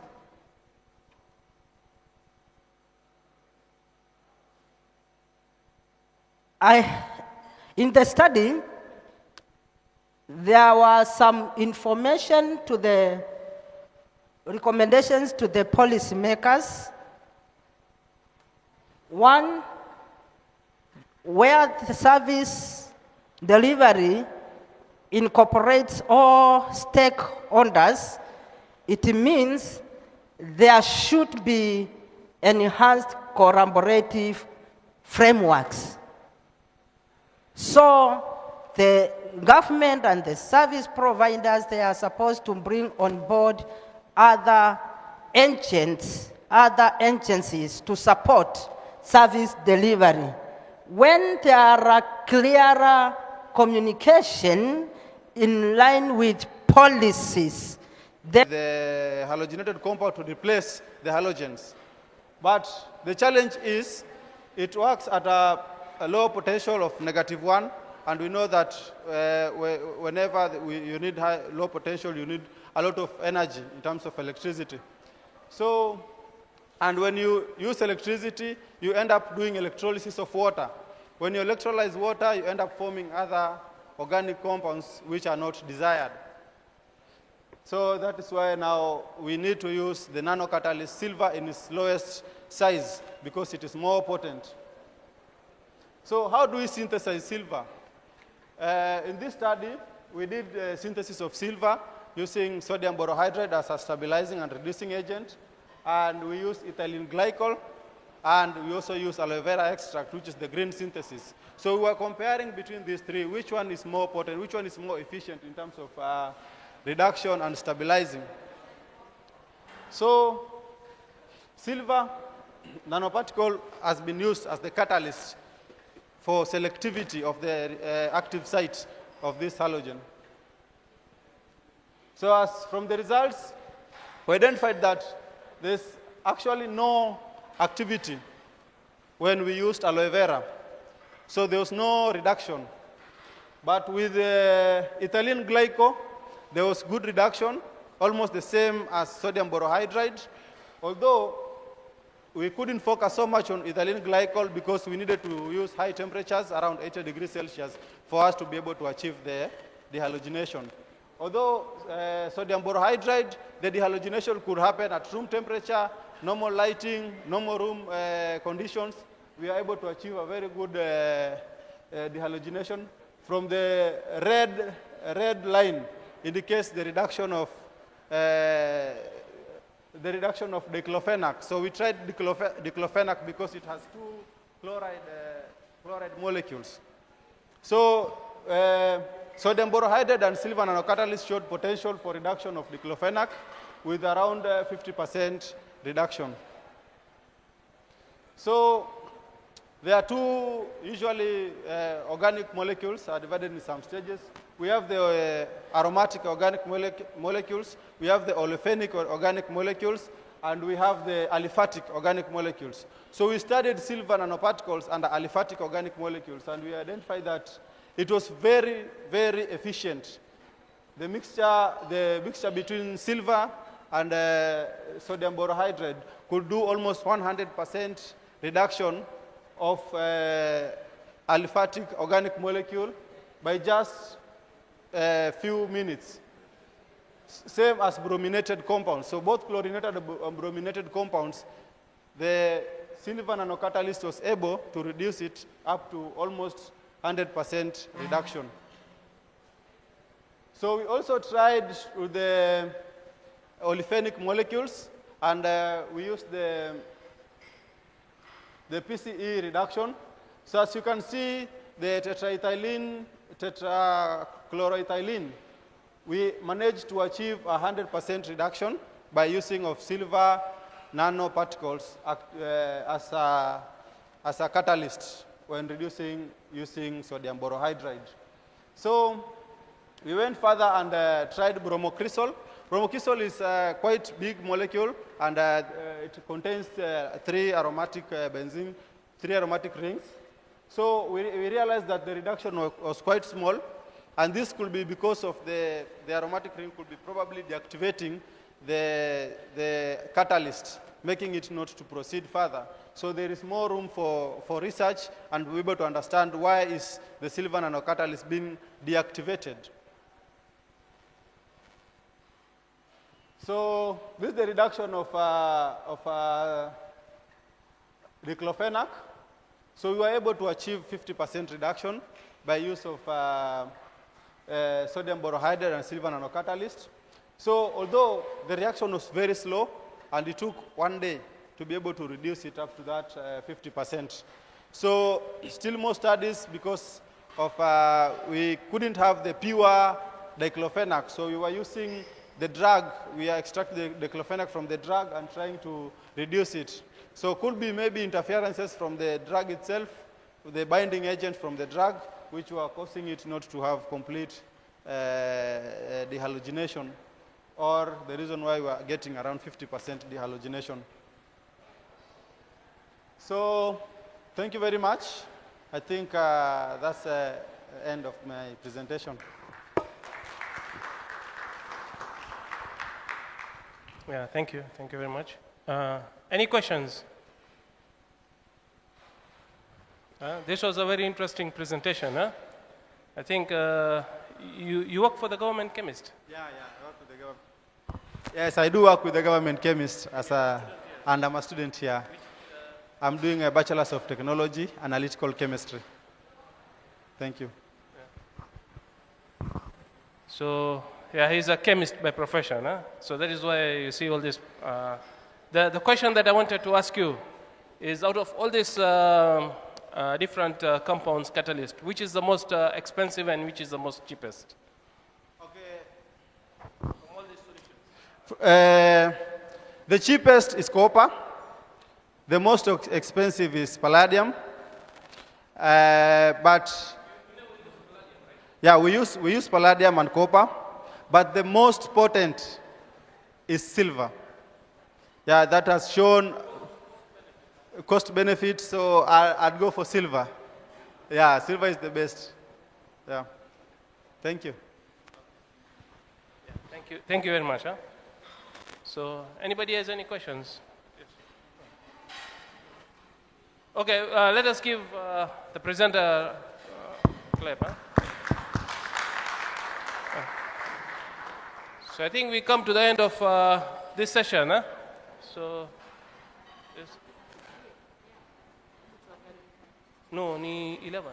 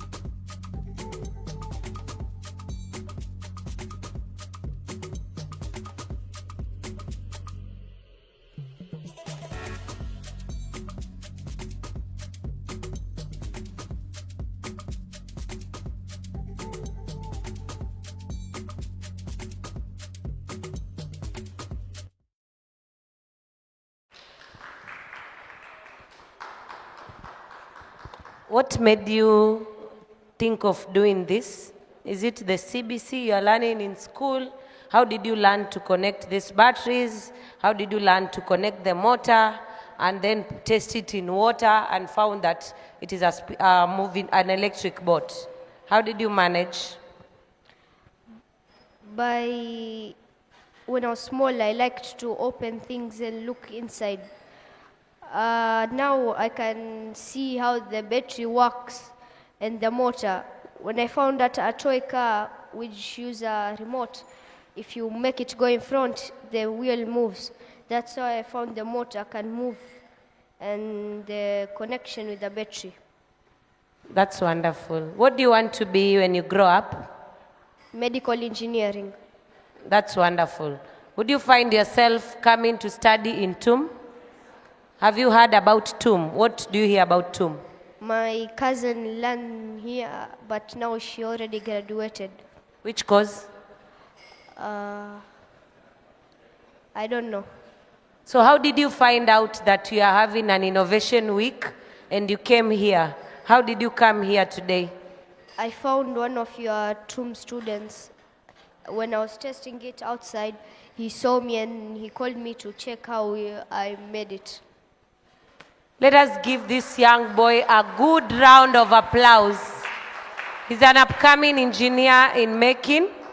One of our students was passing by the roadside and they met him at a kidimbwi cha maji because it rained and he was testing his boat there. Let us give him 5 factorials, please. We start. We'll go 5, 4, 3, 2, and 1. We start.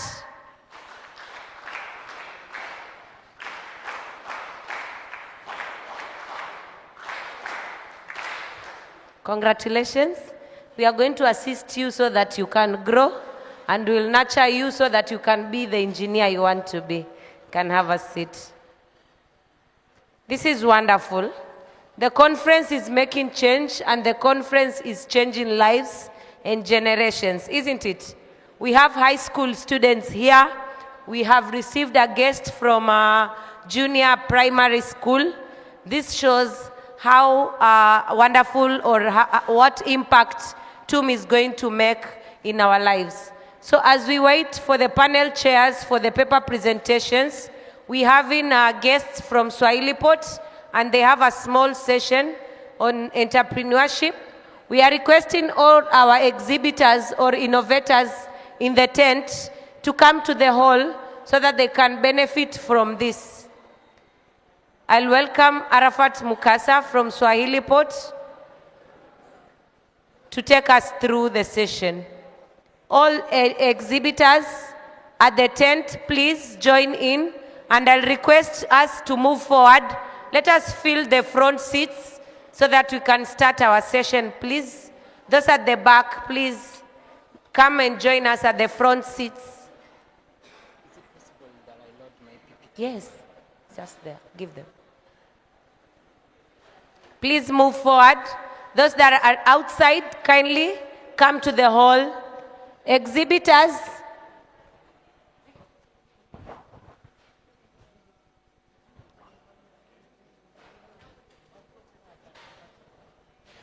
our exhibitors at the tent, please join us. We have a small entrepreneurship session by Arafat from Swahili Pot.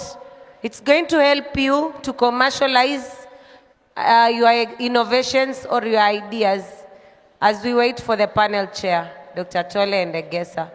And as the others have tea, those who have not taken tea, please, there's tea served at the back of the hall. Kindly serve. Feel comfortable to just have it at your seat. Let us fill the front seats, please.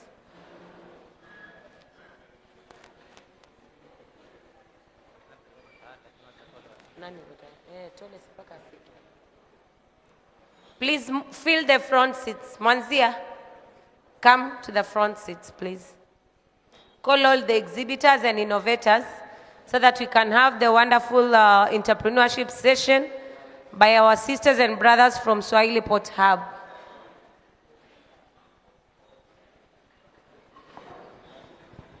Hizi viti za mbele tu hapa. If there is a chair in front of you, it's empty. Occupy. If there is an empty chair in front of you, occupy.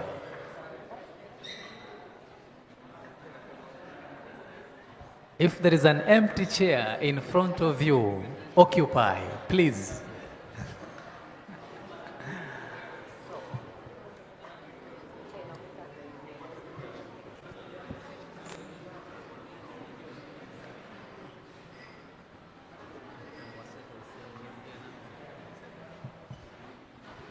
This is connecting to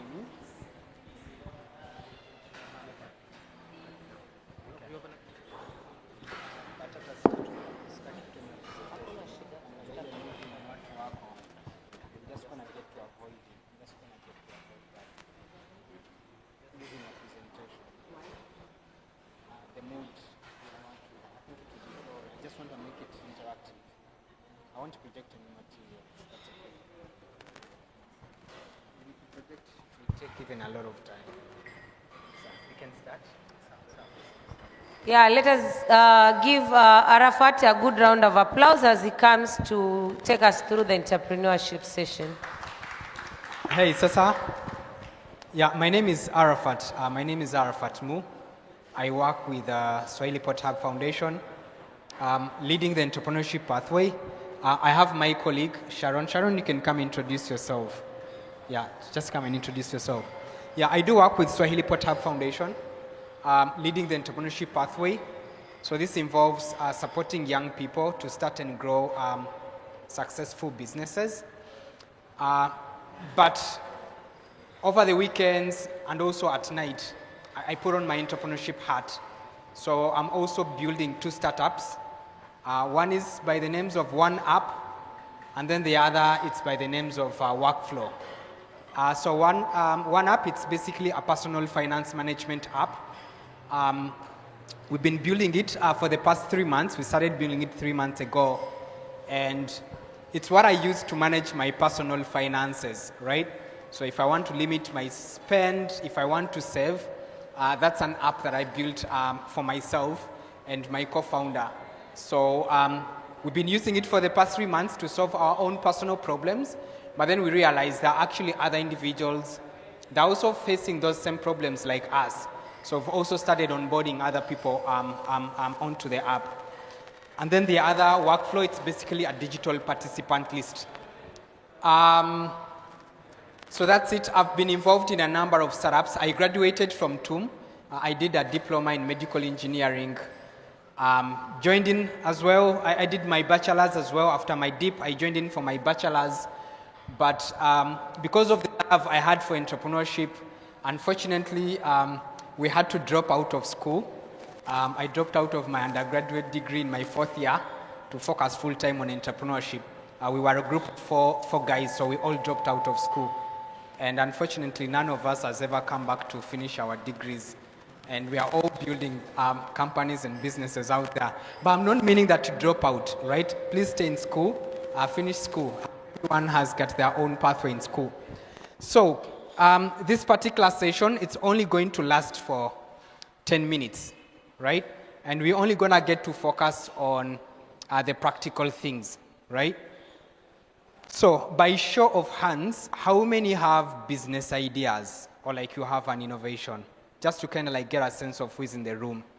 If you have a business idea or an innovation that you're working on, just raise your hand. Just raise your hand. Okay. So this is like almost just 10%. 10%. Right? 10%. So the vast majority don't have business ideas. Wow. So what we had planned, we had really not planned to take you through how to get business ideas, right? But since 90% of you don't have business ideas, this is what I'm going to do. So probably in the next less than 5 minutes, I'll just give you a framework of how to come up with business ideas, because the next part of the presentation ideally is meant to focus on how to validate those business ideas, right?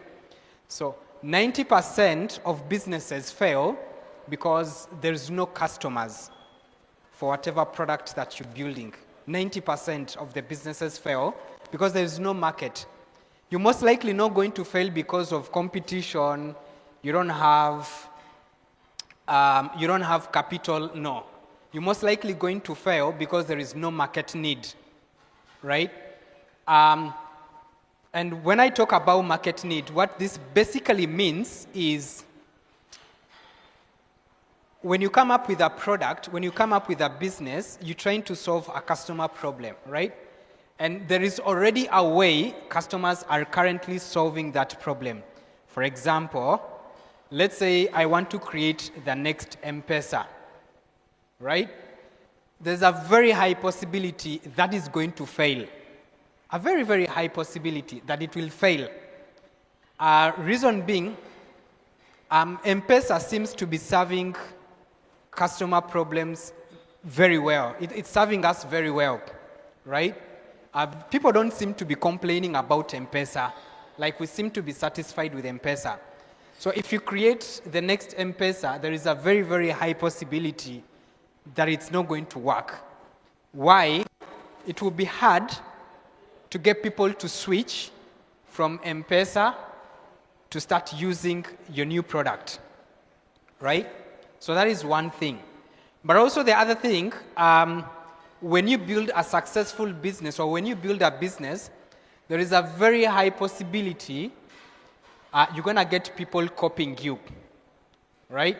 Like yesterday at Swahili Port, we had a meeting of entrepreneurship support organizations. And one of the things we learned is that most young people are starting businesses because they've seen other people starting the same businesses, right?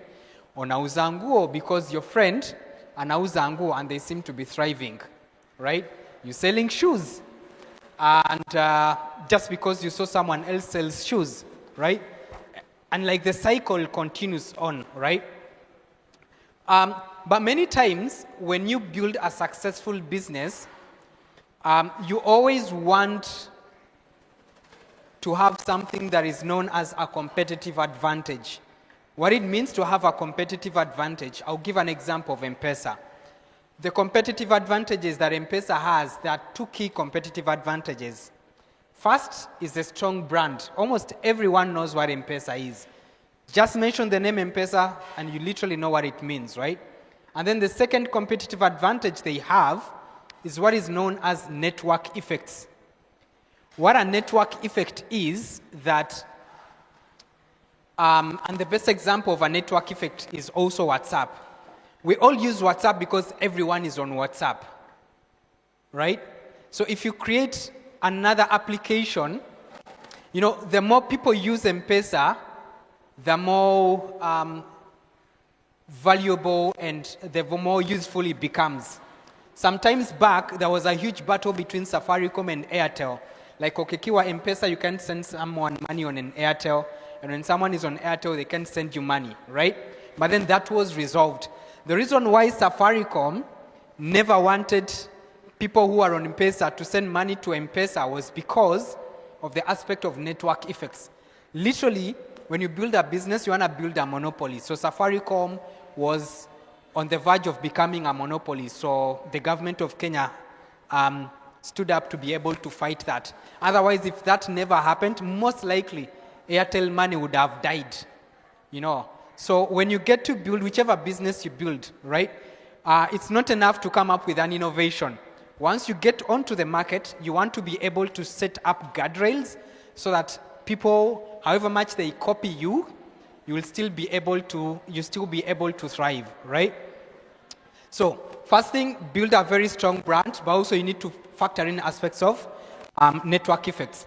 Now, how to come up with business ideas for the 90% of you who don't have business ideas, right?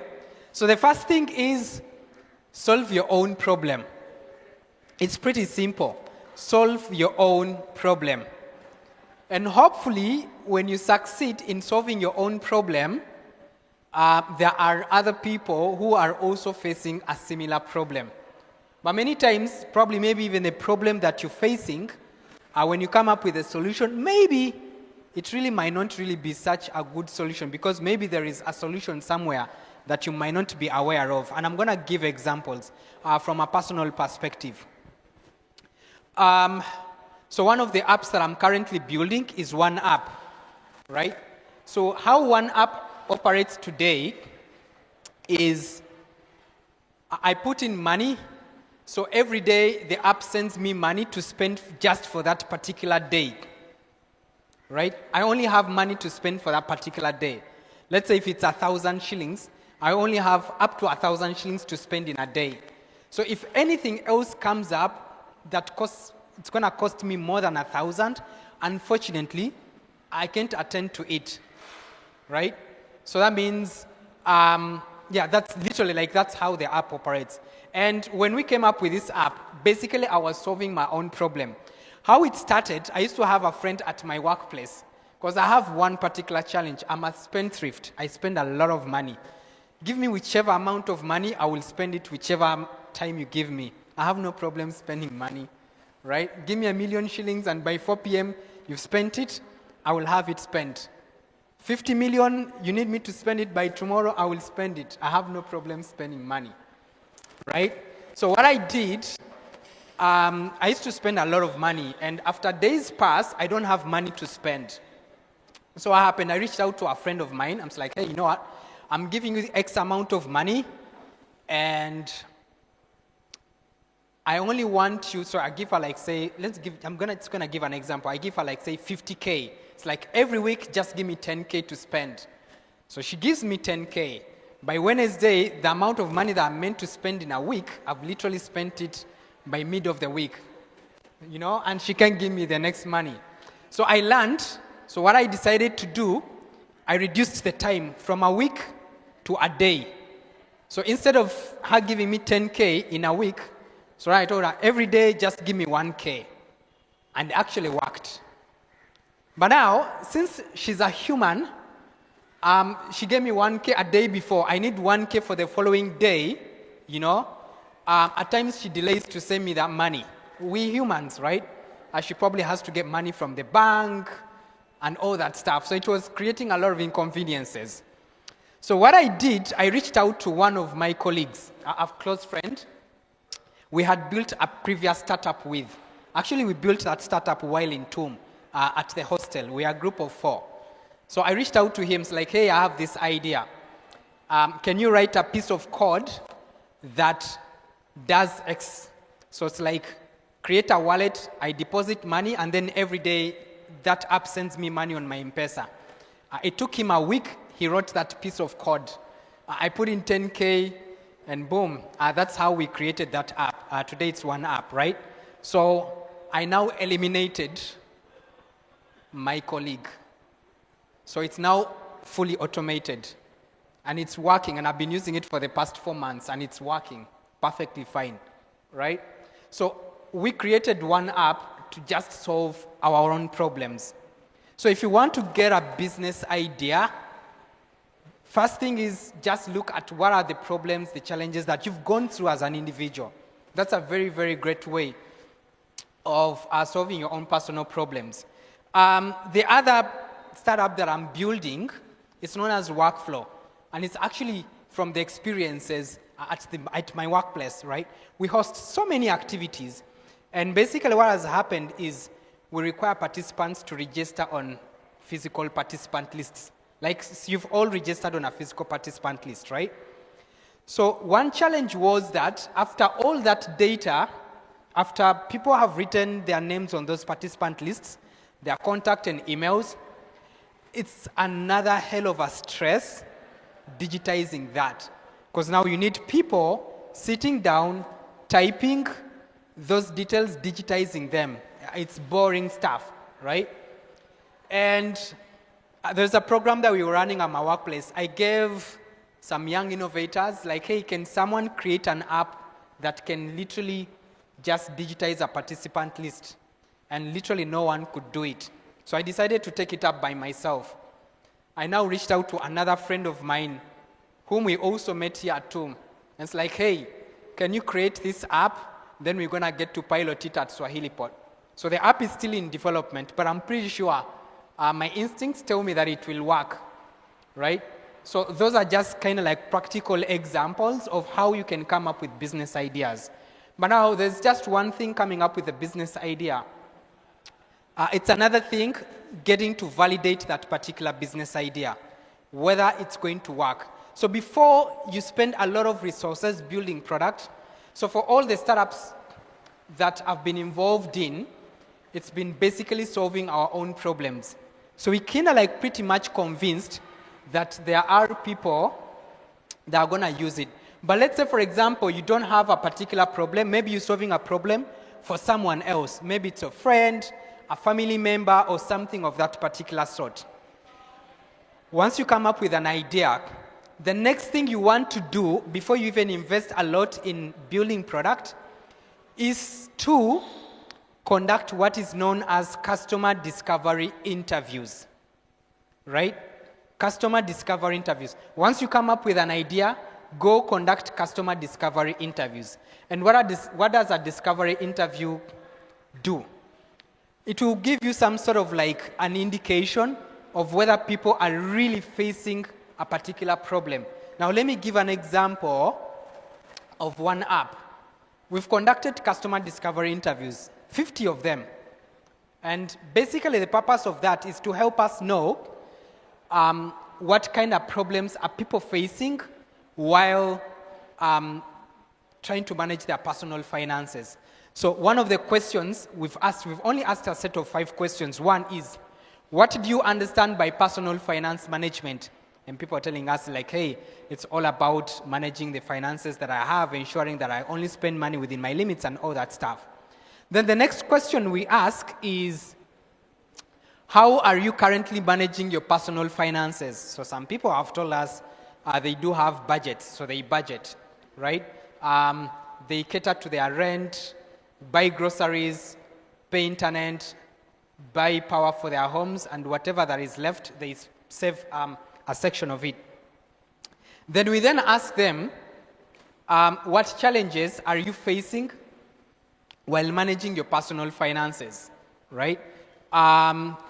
One key thing that we've learned, I think for ladies, they've said aspect of like, what is it that, how is it? Like, you come across a nice shoe, you buy. You come across a nice dress, you buy. Like I've forgotten the specific term, but I've heard that from. Yeah, impulse, exactly. Yeah, impulse buyers, right? So that is a key theme that has actually come across most of the females that we've interviewed, right? Then, so we ask them about their challenges. Then we also get to ask them, how have they set up their spending limits? Do they have spending limits? Is it monthly? Is it daily? Is it weekly? Or they have none at all, right? And then we also get into asking them what is their spending amount. Like if they have a limit, maybe it's daily, what is the amount? If it is weekly, what is the amount? And one thing that we've learned is M-Pesa does not help people to save. It only helps them to save. Sorry, it only helps them to spend. So even if you have money in your M-Pesa, most likely people are gonna get to spend it. That's kind of like one of the things that we've got to learn, right? So that is how we've conducted customer discovery interviews. So as we've been conducting those customer discovery interviews, the individuals that we mostly focused on are those that say they do have a spending limit. Right? Now, those are the ones that we focus on. Technically, they are known as quote-unquote early adopters. So when you're conducting customer discovery interviews, it's not about selling your solution. Now, for most people that we've interviewed, none of them even has an idea of what one app does. They literally have no idea of what one app does because we're trying to kill the idea. We're trying to sort of like find all possible ways in which this particular idea will not work. So basically that's it. Yeah, you have come up with a business idea. The next thing you need to conduct are known as customer discovery interviews. Now for the students, when you are Kohapa, I don't really think there is any better way or any better time to become an entrepreneur while you are a student. Like, you have the opportunity to take risks. You also have an opportunity to meet your business partners, right? You have the opportunity to meet your business partners. Everyone that I've ever considered to be a business partner, I've met them in college. Literally, I met them here at TUM. So maximize the opportunity that you have to like experiment and with those wild entrepreneurial ideas. Like literally once you get out there, it's really gonna be hard identifying a business partner. And it's actually very much important to work in a business with someone else that you trust, right? For purposes of complementarity. For example, I'm very good at fundraising, partnerships, talking to customers, but I don't have the technical skills, even if I did engineering, to build product.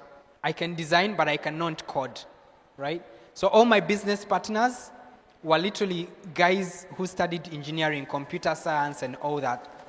So that's it. I hope this is kind of like helpful for you. And now, yeah, we can get to open it up to questions. Ayub, yeah.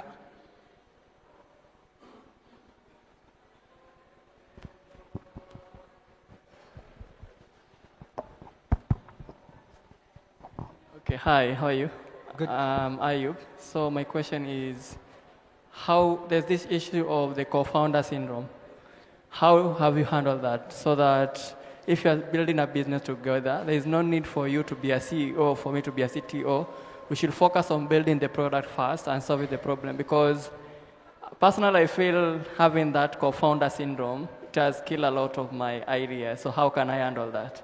Okay, when you talk about co-founder syndrome, in this particular case, you mean who's the CEO, who's the CTO, and all that, like titles? It's more focusing on the title than doing the work. Oh, interesting stuff. Yeah, interesting stuff. So anyway, of the two startups that I'm currently running, One App and Workflow, for each of those startups, I do have partners. And trust me, we don't even have titles. We just focused on getting the work done, like building product and talking to customers. When you're getting to build a business, those are the only two things that matter. Build product, of course, the first thing is talk to customers, then the other is build product. Like 70% talking to customers, 30% building product, right? So we don't have titles. What we have is defined roles. I know he's building product, I'm talking to customers, and that's it. If it reaches a certain point where we need to have that defined, it will literally come out very clearly. Yeah, but I think that is really one of the challenges. Like calling yourself quote unquote CEO and the company is not even making money. You don't even have a product. I think that is one of the challenges that young people we have, right? We want those big titles, yet we don't really know the effort that goes into to sort of like fill those particular shoes, right? So forget about titles, just literally focus on the work. And literally, it will ideally come out later on, like who puts in the effort, you know, like who is literally the natural leader. Because at the end of the day, you're going to need to have a leader for a particular team, for a particular startup. Yeah. Any other question? Okay. Yeah, sure. Can take this mic.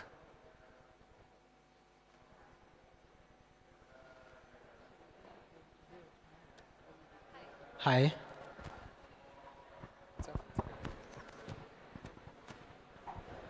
Hi. Hi. Yeah, so my question is, given you've started to, like you're working on 2 startups so far, would you say, or what would you say are the main issues you've encountered as like a team or individually, as like you are building the business and now during the... The main challenge? Yeah, the main challenge. I think right now the biggest challenge is time.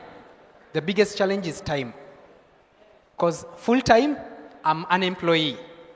Like literally from the time I wake up, usually what is on top of my mind is not even the startups that I'm building. It's my day job. Then I get to my startups at night or even over the weekend. And at night at times it's quite hard because the day job that I have, it's quite intense. So even when I get home, many times I just want to get to sleep. So that means I probably have Saturdays or Sundays to work on my startup. The same case applies to my partners. We're not working on this full time, we're all part time. So the challenge is time. So because of limited time, the challenge now becomes that it's taking us a lot of time to get things done. Like building product, it's taking quite a lot of time. Talking to customers, it's taking quite a lot of time. So that is the biggest challenge. Yeah. And then maybe the other idea, I don't know how many folks here are doing stuff around software, like software stuff. If you're doing software, like the beauty of doing, I've only been involved in doing tech startups. I've only been involved in doing tech startups, at least to an extent. And the beauty about tech startups is that you don't need capital, right? Like, the only capital we've invested is literally our time and our skills. And we're building a piece of software. Hopefully, if things go well, for one app, the goal by the end of this year is to have like 100,000 users on the app, literally like 100,000 users. And hopefully by the end of next year to have like north of a million users, right? So this means that at some point it will get intense and I'll have to quit my full-time job and just literally focus on the startup, right? But the biggest challenge right now is time. So most people usually kind of like complain that capital. Many times you actually don't need capital to start a business. If it is a burning problem, actually even customers are willing to give you money before you even have a product. Yeah. So, and there's a number of actually students from here in TUM that are really building amazing startups. One that I know of, I was actually speaking with him this morning. His app is known as Stock App, helping small businesses to keep track of their stock and sales. And the app is used in more than 70 countries. More than 70 countries. And they graduated in TUM. And he found his business partner here in TUM. He did business and the partner did a computer science, right? And there's just so many other, there is Tech Kids Africa, they're training kids on software and robotics across the country. The gentleman graduated from TUM, he did computer science. There is AfriBot Robotics, right? The founder, he was also a very famous innovator from here in TUM. He's also teaching kids, and they're really doing amazing work. They've also scaled from Mombasa to Nairobi, doing really, really well. They also graduated from TUM. We actually did the same course, medical engineering, with him. So yeah, there's a lot of success stories of TUM students are building. All the successful tech startups that I know of from Coast Region, 98% of them are by students who graduated from TUM, right? So I will literally banking on you guys to build the next tech startups. And when you do it big. Cool. So I think I'm done. I hope this is helpful. Yeah, you wanna have a one-on-one chat? Yeah, I'm still around for this afternoon. Thank you very much, Arafat.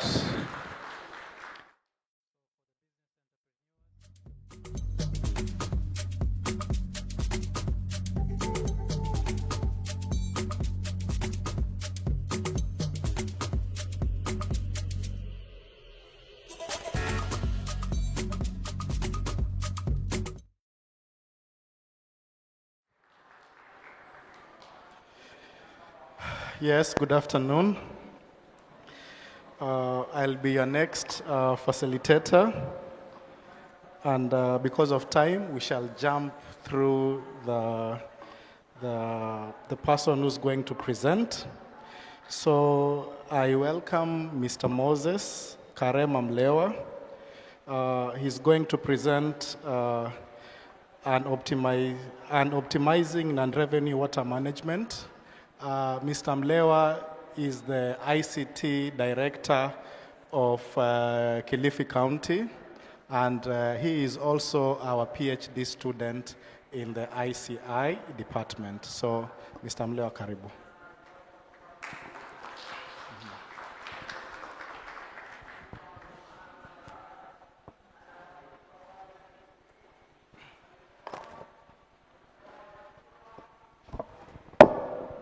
Thank you, Doc, for that introduction.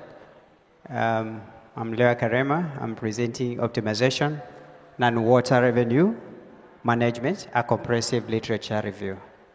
I'm co-authoring with Dr. Kelvin Tole and Dr. Kelvin Gala from ICI department, TUM. So what is non-water revenue? This is the water that is being lost or it's not being the water that is from the pumping system to the customer. So that water that does not get billed by the company, so that is non-water revenue. And this is a challenge to the water companies. They are not able to account for this. They're not able to account for this, and end up to have challenges, or having challenges, because they pump a lot of water, treat that water, but that water does not get to the customer, or it does not get billed. So why is it a major challenge? It's a financial operation and infrastructure. It has an infrastructure impact. What are the components for this? There are physical loss. The physical loss is where we have leakages. Commercial loss is when that water is not billed accurate. You are using a high volume of water, but that water does not get billed. Then the authorization component as well. The water bodies, they support emergency cases for like fire safety. So that water, yes, is authorized to be used, but it doesn't get, they don't get billed. So end of the day, they have a loss on that. So what is the impact? It is a financial deficit, increased operation, infrastructure deterioration, and also it's a global challenge. Not only to the water companies we have here, we have Mombasa Water Company, we have Kilifi, we have Kwale, we have Malindi, those around here. But still, not only these are having challenge with non-water revenue, but also globally. So what is the research objective? Our research objective is to determine what are these factors that are affecting non-water revenue. Our another objective is to evaluate emerging technologies on how we can be able to tackle this problem. And the last is to identify the future direction on this. So what are these critical factors or determinants that are affecting non-water revenue? One of them is aging infrastructure. Aging infrastructure, underground pumps or water pump, they are the big problem, because no one knows where these infrastructure are. Most of the infrastructure are not even marked. We are not even able to know where is the water, where is the route for those infrastructure, and so they end up causing leakage. And this leakage, if they are not noticed during time, then it becomes a loss to that water company. Or to the other one is meter inaccuracy. When these meters are not when they're not accurate, when the meter is not able to bill you properly for the water that you're using, yes, it's a loss to the company. The other issue is effective leakage detections. If these leakages are not detected earlier, then it's also a loss to the water company. Assume of a water pump in a forest, and it goes on. No one notices that there was leakage in that forest. So this company will not even realize there's a water pump or there's a burst of a pump. The other thing is a pipe breach, where we have contractors doing water works or are doing road works. The case of engineer here, they're doing road works and they disconnect, or by any time they cut that pump. And at least that one is noticed, but in other cases where it's not noticed as it's not reported, we have loss to the company. How many times do you go to work and you find a pool of water, and you realize by the time you report it, then that company has gone lost because they are not able to be that water. Meter manufacturing, that is also another issue. So inadequate planning, this is caused by inadequate planning, financial limitation, water theft and connection. Those guys who do connection, there are also illegal connections. This is also a problem. And also social factors affecting the same. When you talk about social factors, we assume that behavior of the society, not even taking water as a precious commodity. And by the way, as we increase in population, water is becoming a scarce commodity. we are, population is also a key, because as the same infrastructure that you used to serve 10,000 people, now the population has grown. There are many estates that have mushroomed, and now you still have the same infrastructure. Also, that one is an effect to the companies.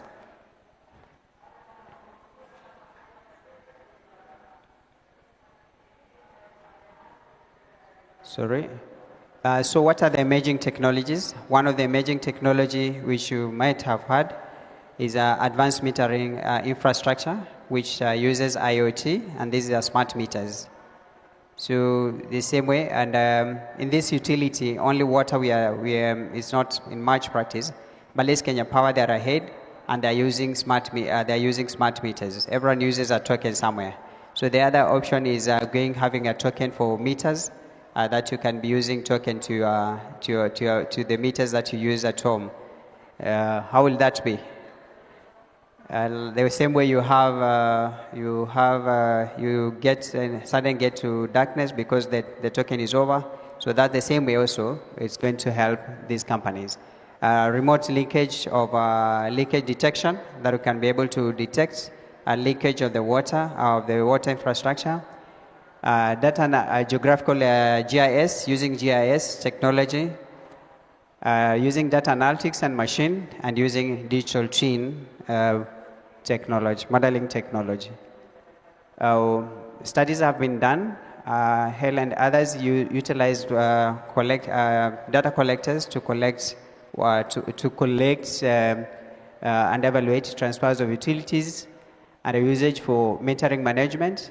Another study done by Ismail 2022, he evaluates that the smart meters are bidirectional, that they're able to give information both to the customer and both to the customer, yes, and as well to the water company.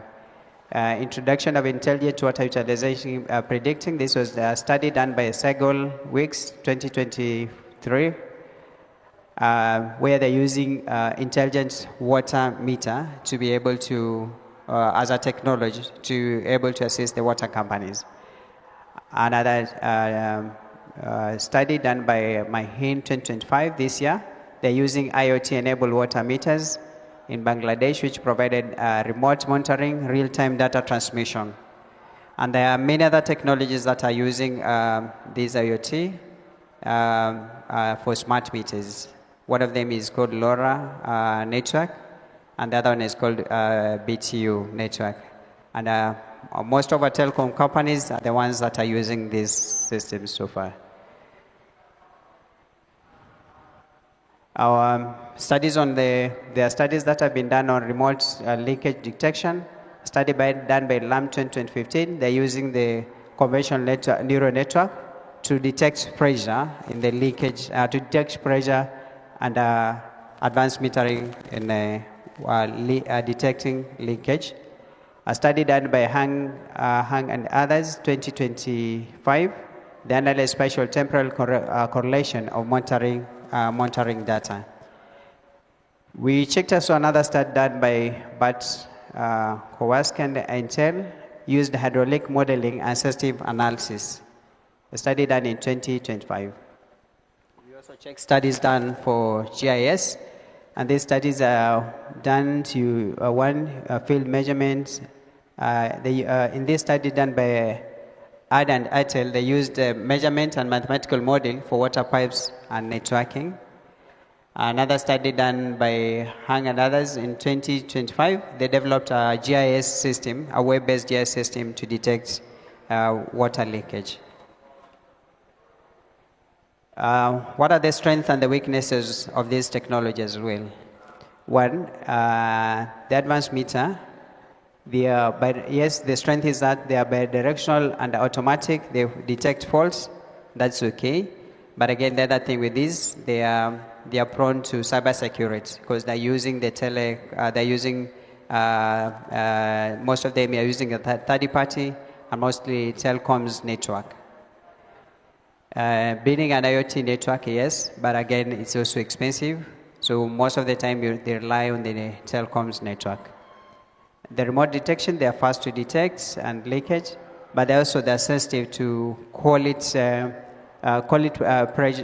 perception on the sensors. So at one time they give false impression that there's a leakage, whereas there's no leakage. The GIS, these GIS are limited to they're limited to real-time processing. That's the weakness of this system. For data analytics and machine learning, yes, they're good system, but they suffer overfitting or they suffer overfitting and not giving the right information on this. Digital twin modeling, they have a high computational demand, and most of the time they rely on monitoring capabilities. And most of the digital twin, these are using simulation and real.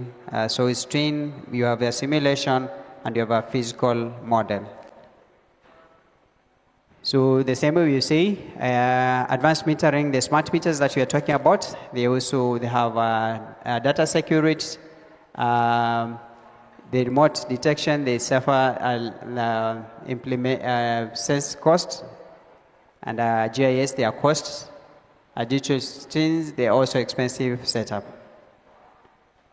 So what is the future now? So the future is having generative AI for water distribution system, have a blockchain for secure secure invoicing, and fast for secure invoicing, and a blockchain also for helping detection. We checked another study that they're using blockchain to detect even linkage.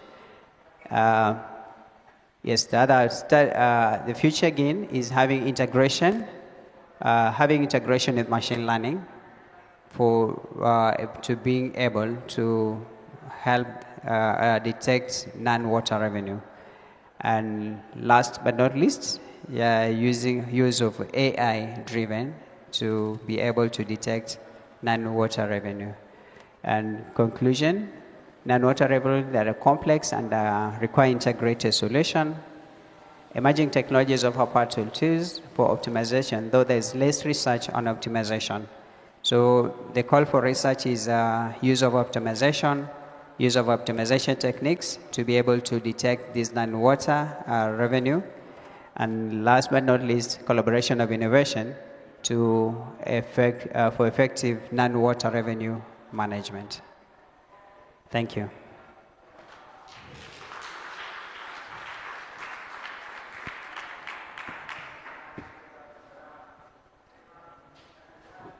Thank you, Mr. Mlewa. Let's give him another round of applause, a heavy one. Before we ask him questions, I request the ones who are sitting on the back to kindly move in front. There are so many seats in front here. The ones that are on the back, also on that side, kindly come and fill the empty space here. Yeah, there are empty seats here. So kindly, let's move. So now it's a question-answer session. Anyone who has any question for him?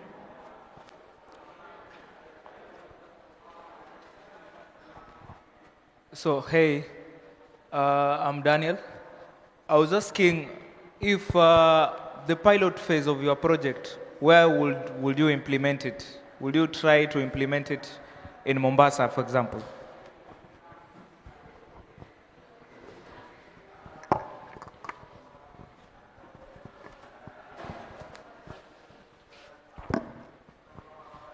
Okay, this study is a literature review.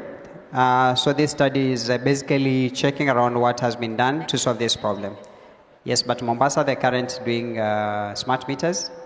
But we see this is the technology they're using is advanced metering infrastructure, which also has problems. And Mombasa have done 2 attempts, which they have not managed. So Mombasa have an attempt, which flopped. Kwale have not done an attempt. Kilifi have done an attempt, and it flopped.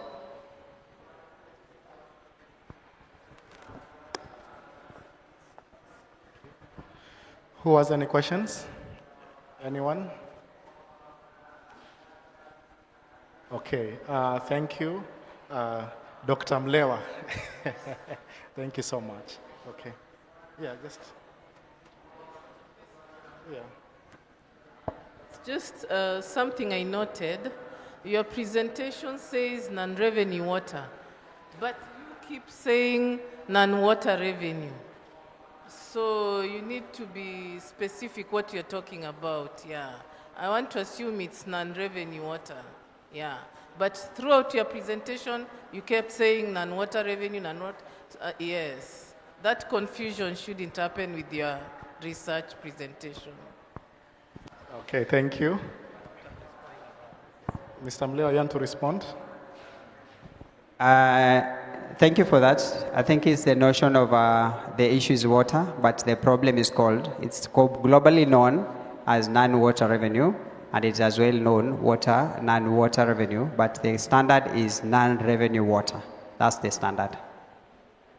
Thank you. Okay, thank you. Let's give him a round of applause, the last one, as he goes to sit. Now we move to the next presenter. And this next presenter is a unique person, none other than Madam Amina.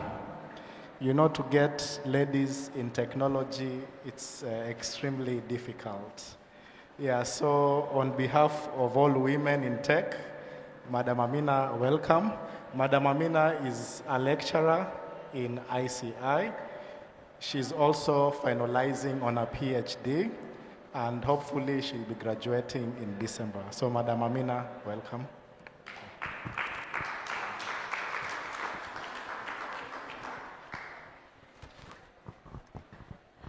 Good afternoon, ladies and gentlemen. My name is Amina, as introduced by Dr. Tole. I'm a lecturer here at TUM. I teach IT and computer science. Currently pursuing my PhD in IT here at Technical University of Mombasa. All right, so I'll be presenting on, I'm specializing in AI, artificial intelligence and machine learning. As you could see, my topic there is an AI model for dysgraphia prediction with visual learning, scaffolding interventions. My supervisors are Dr. Mvuria Mgala, Dr. Fulgence Mwakondo. You might be wondering what is dysgraphia.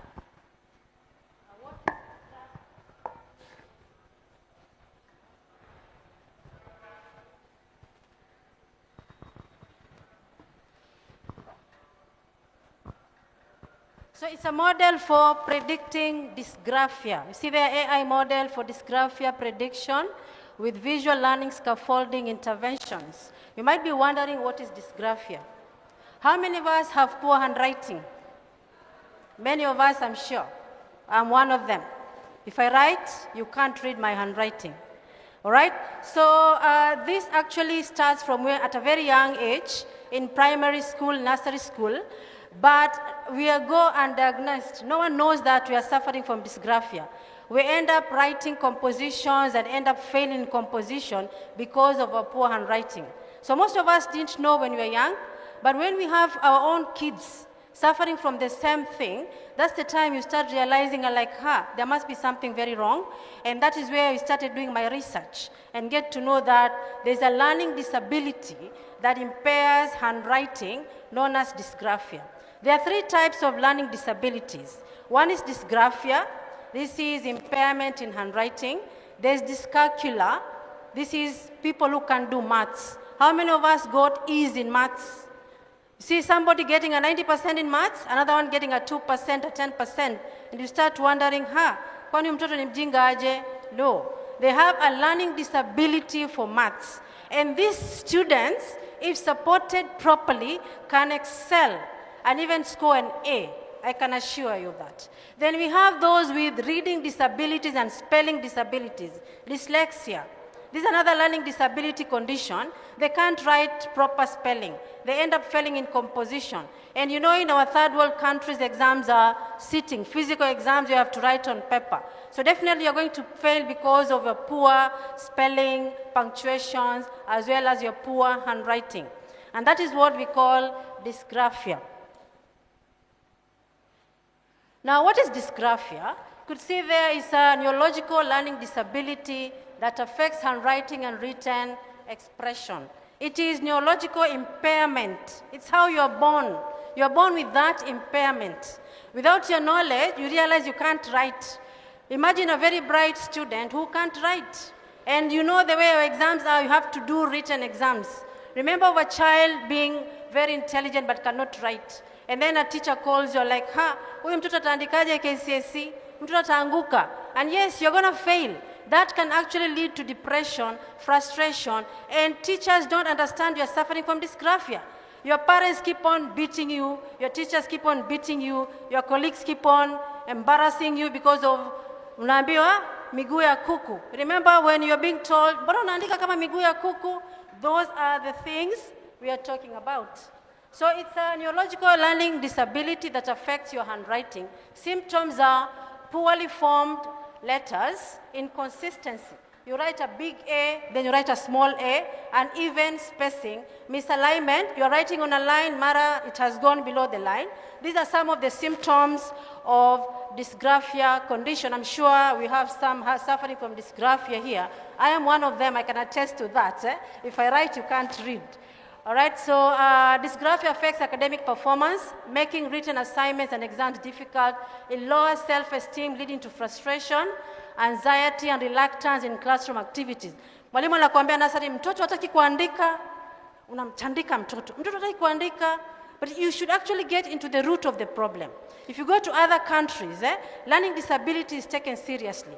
Like in Kenya, people don't even know that it exists. People look at special disabilities like Wale Vilema. They don't look at learning disabilities. But with support, that particular student suffering from dyscalculia can excel in maths if you support them. But how? You have one teacher.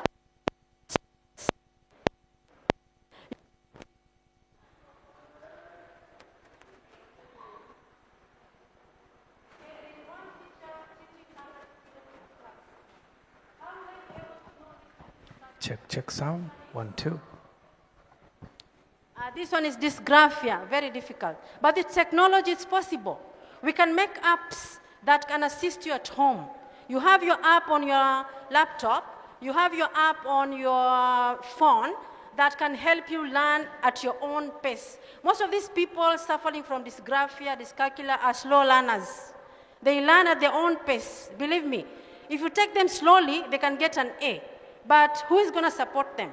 With a large number of students in our classroom, like you have 100 in a class, it's very difficult for a lecturer or a teacher to be able to know that you're dysgraphia and be able to support you. But here we are talking about a technological AI solution. We are going to come up with an AI application that can help students improve on their handwriting at an early age. Here we are targeting primary school kids. My research, because I am dysgraphia, and that is why I got interested in supporting these children at a very young age, maybe class 1 to 6, to improve. But in our public schools, teachers cannot handle the large number of students. So we want to help them by coming up with applications that can help them learn at their own pace at home, with the support of their parents. It is serious. I'll give an example of an MP, a very famous MP in Kenya, who confessed that she's dysgraphia like me. Let's look at statistics of dysgraphia. You can see 10 to 30% of people suffer from dysgraphia. In the United States, 10 to 30%. In India, 15 to 17%. China, 11.3% of primary school children are suffering from dysgraphia. In the UK, 5 to 10. In Africa, Nigeria, 34.7%. Kenyan, we still don't know, but there have been some few studies on dysgraphia. You can see here there is a challenge. It's a global challenge, not only an African challenge. There's a need for us to support such learners. And we are looking at universities, many students even dropping out because of maths. Students can't do calculus. Tunawaacha tu, haujui kusoma, wewe nenda nyumbani. You fail, you retake, you do a supplementary, go home. That is what we do here. But we don't look for ways of making them learn at a very slow pace. You see, let me tell you one thing, they are very intelligent students. Mtoto wako ukimwachilia ukisema hajui maths, ndio ameenda. Doamenda, they are very intelligent students. You just need support system. And that is what we are lacking in our third world countries. The same thing with handwriting. Challenges in traditional diagnosis. Currently, how do we diagnose dysgraphia? All right, so there is no medical way of diagnosing dysgraphia other than handwriting. Maybe the teachers, especially we have therapists like occupational therapists, will be able to look at the handwriting of the students and be able to note that this one is having dysgraphia and this one does not have dysgraphia. For us, we are going to use a machine learning model to detect. Because I realize in Kenya, we only have 900 occupational therapists registered. Now imagine the number of students we have. So here we want to come up with an AI model or system that can help in diagnosing, because we have fewer resources. We have fewer number of occupational therapists in Kenya. So here there's a need for us to come up with an intelligent application that can just take the handwriting and say, this one has dysgraphia, this one does not have dysgraphia. And that is what my research is all about, of course motivated by myself. Now these assessments are subjective, resource intensive, take a long time. Imagine now I have like 200 students in one class. Going at one student at a time, checking the handwriting might take long time, but the app will take milliseconds and be able to predict whether you have the condition or not. Children might be labeled as lazy, kumbe they can't write, they have a condition. It's not their fault. It's just neuron impairment here. They were born like that. They need our support as adults, to support them to be able to write, support them to be able to read, support them to be able to do maths. Okay, so late diagnosis results in missed opportunities for timely intervention and skill development. They give up, They give up.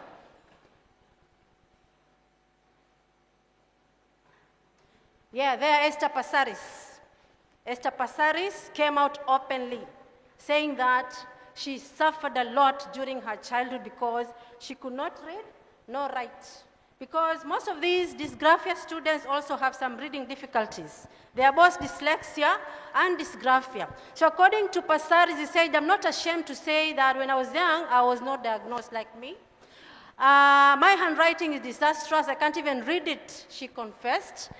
My teacher used to beat me so many times on my knuckles. My mind would go so fast that I couldn't keep up with the writing. She explained that dysgraphia is often misunderstood and can lead to frustration for both students and teachers. So she suffered during her childhood. The beatings. Akikwenda nyumbani, mzazi anatandika. Akienda shule, mwalimu anatandika. You end up getting frustrated. Ukimaliza form 4, unasema, hapana, siendi university. I don't want to go to university. I just want to go to college and do accounting. That's the end of it. I don't want to go back to school. It's because you actually suffered throughout your education journey. We have so many of them. Even here, when we mark those scripts, you can just make out that I can't read these scripts. Paka nichukue torch. I have to take a torch and then be able now to read what that student has written. I just knew that these students are suffering from dysgraphia. All right, so this is our proposed technological solution for dysgraphia prediction. We are going to use a deep learning architecture known as DesNet 1-to-1. It is a pre-trained model that has been used in other areas like image classification, like let's say radiography, to be able to read MRIs, to be able to read X-rays. So it's something that has been proven to be useful in image classification. Then we are going to use the deep learning AI model to be able to capture the handwriting features from the written, handwritten, from the written whatever papers of students. And then we are then going to use machine learning classifiers. Now, after extracting the handwriting, we need to classify. Do you have it or not? There is no need for us to give everyone attention, and yet only 5% in the class are suffering from dysgraphia. And technology will make it so fast for us to be able to identify the 10%, pull them out, and see how we can support them. And then after that, we are going to do handwriting analysis. After we have diagnosed the condition, whether you have it or not, we need to do a thorough handwriting analysis to know what the 5% are suffering from. See, some could be suffering from uneven spacing. Space up on a double, up on a triple. Some is inconsistency in the letters. So we need to know your actual problem so that we can now support you. All right, so that is handwriting analysis. And then we are going to now create a profile for each learner. Once we know your difficulties in your handwriting, we are going to create a profile. Like learner Amina, inconsistency in letters. They cannot form letters well, uneven spacing. So every learner gets a profile so that we know exactly how to support each learner. Now, we said we are going to support them with the concept of scaffolding. So what is scaffolding? Scaffolding is breaking down tasks into smaller bits. Let me tell you one thing about students with learning disability. These students learn very slowly, and they don't do a lot of things at a go. You have to break it down into small bits. You have to break it down into small bits. You're teaching them how to write a letter A. Don't tell them write A. You can start by putting a curve C. Let them write a curve C. Once they have learned, now join with a line. That is how it's supposed to do. You can start by teaching them using grids. Ile letter isitoke nje ya box. With time, their hands get used to writing. There's a need for us to support such learners at a very early age. Mimi naweza waletea handwriting ya mwanafunzi mukimbie. Mutoke kwa hii hall sasa hivi. The way they write, and the big adults, you'll be shocked the way they write. I'm like, huyu kweli alienda shule? Yes, they're very intelligent, but they cannot write because they did not get support early enough. They are not diagnosed early. So visual scaffolding is breaking down tasks into smaller, manageable steps, providing temporary guidance, of course. You have to support them as they write, pole pole, and then with time you release them. That is scaffolding. Break it down into small parts, support them gradually until they master that particular letter, and then let them write. And they will write it. They will. But you have to release them gradually, not at a go. That is what scaffolding is. Now, visual scaffolding is using visual cues, like tracing lines on a tab. See? Tracing lines, grid lines, line markers, such kind of things is what we need to support them at the initial stages. Research objectives is to develop a deep learning model that predicts dysgraphia learners and supports them using visual scaffolding. So we are going to develop an AI model for predicting learners. We are going to extract their handwriting features. We are going to evaluate it. Evaluating here now is going to schools. Once I've done my model, I need to see that it's working. I will walk around various schools in Mombasa and be able to test whether my model can really predict dysgraphia, whether my model can really support such learners. And this is our intention, to support dysgraphia learners. Hopefully in the future, she'll do also for maths. Should do one model for supporting students who are difficult in writing and doing mathematics, and recommend visual scaffolding techniques. At the end, we'll now recommend for you what your teachers need to do to support you. And if possible, we'll go to an extent of creating those exercises for the teachers using artificial intelligence. We'll actually make their work easier, that students can get exercises online to be able to improve on their handwriting. That is literature review. Literature review that is available is also minimal. It is something that now people are now realizing it. Okay, if you look at the literature that I have, are not so much. I've seen so many papers coming up last year, 2023. People are realizing that dysgraphia condition now is a serious issue compared to some years ago. But these people are only predicting if you have it. Then what? They don't go further to support you. This is what we've seen there. Is there any intervention strategy? No, until the end. After knowing I have a condition, you leave me there. No, we want to support the learners by using visual scaffolding techniques, such as like tracing guides, grid lines on a tab, so that when they go home, since they are slow learners and they are visual learners, have you seen people like when they see a video, they understand it immediately. Lakini klasini wewe mfundishe paka uchoke, wewe mwanafunzi bado haelewi. So there's a need for us to use visual scaffolding techniques for such learners. They can take them home, they can try to learn with their parents, they can try to write. Now utaona, they'll catch up with the rest because they're slow. They want to learn at their own pace. Methodology, we are going to use mixed method, research, experimental research for development of the AI. Then we're also going to use survey, experimental for evaluating the performance of our model. Remember, we are going to hire some occupational therapists. We don't want to do something that doesn't work. We want to bring experts on board. This is our AI, you're an expert. Let's do it together. The occupational therapist will diagnose one, our AI diagnoses one, and we look at the deviations. We want to make sure that our model is working accurately to be able to support learners. That is our proposed model. We are going to do data collection. We are going to use some online data sets, and some will be collected for testing of our model. Pre-processing, of course, the images have to be processed to remove some noise. Then after that, we are going to use pre-trained DesNet for feature extraction. We are going to use various classification models like artificial neural network, SVM, and the rest. And the one that predicts with the highest accuracy will be selected. Evaluation metrics will be accuracy, precision, recall, F1 score, and the rest. Learner profiling, we are going to combine DesNet, feature extraction, and OpenCV. We are going to use some Python function. I'm going to show an example. Some Python function that can be used for, have been used for writing analysis, but we're also going to implement it in our study. And then finally, strategy recommendation. Here, I'm only going to do recommendation, but we are going to implement them.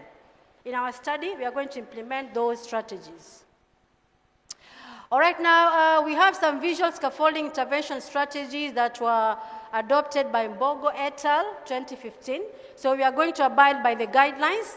They will guide us through the strategies. They are well-known visual scaffolding guidelines. We are going to use them so that we don't go wrong when recommending the visual scaffolding techniques. All right, so these are just sample processed images. We are going to collect data and do some processing. We are going to use the white patch, Retinex, and histogram equalization, contrast enhancement to make sure that the pixels are well distributed, the lighting is well distributed in the images. That is our DesNet, 1-to-1.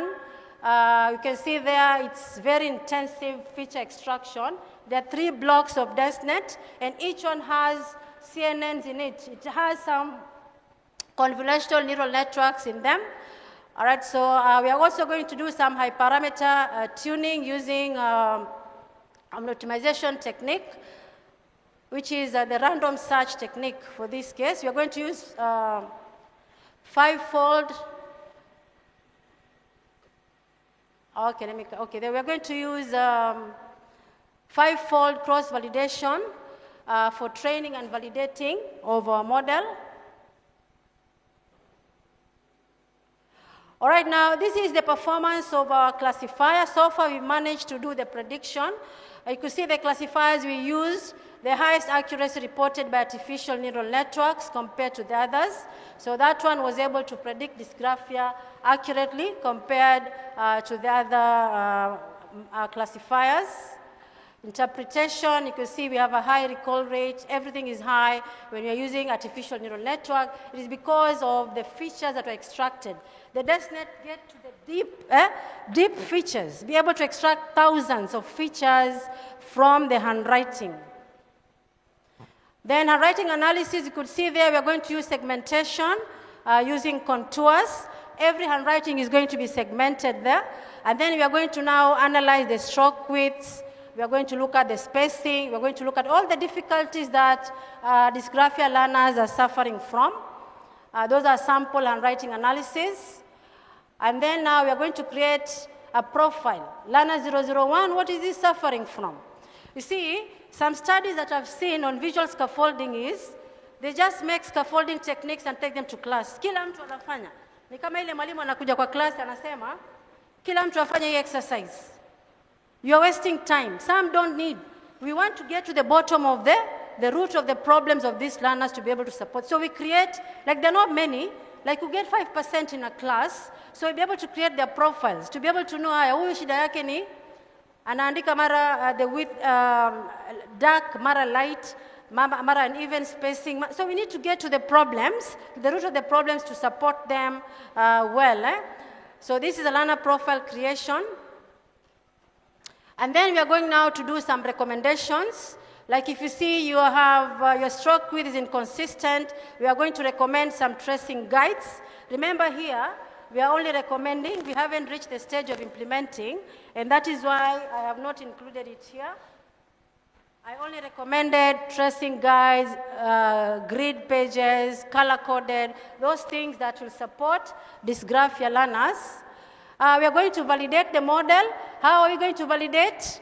We are going to use an existing study that did the same thing using the same data. But realize that we are using a different approach, and our proposed model has performed better than the previous studies because our approach is different from the others. We have used optimization techniques, DenseNet, advanced image processing, hyperparameter tuning, and that is why you see our performance has improved compared to previous studies. Conclusions, we achieved an accuracy of 94%, higher precision, validate the model's effectiveness, and now can be used anywhere in the world. We're not saying only Mombasa. It is generalizable because it can be used anywhere in the world. All right? Recommendations, we need to validate the model using an external. Instead of using the same data set, we are going to try it with different data set. To warn about, are we getting 94% accuracy? If not, we go back and improve on our model and then deploy the model in educational settings for early screening and intervention of dysgraphia in children. All right, that marks the end of my presentation.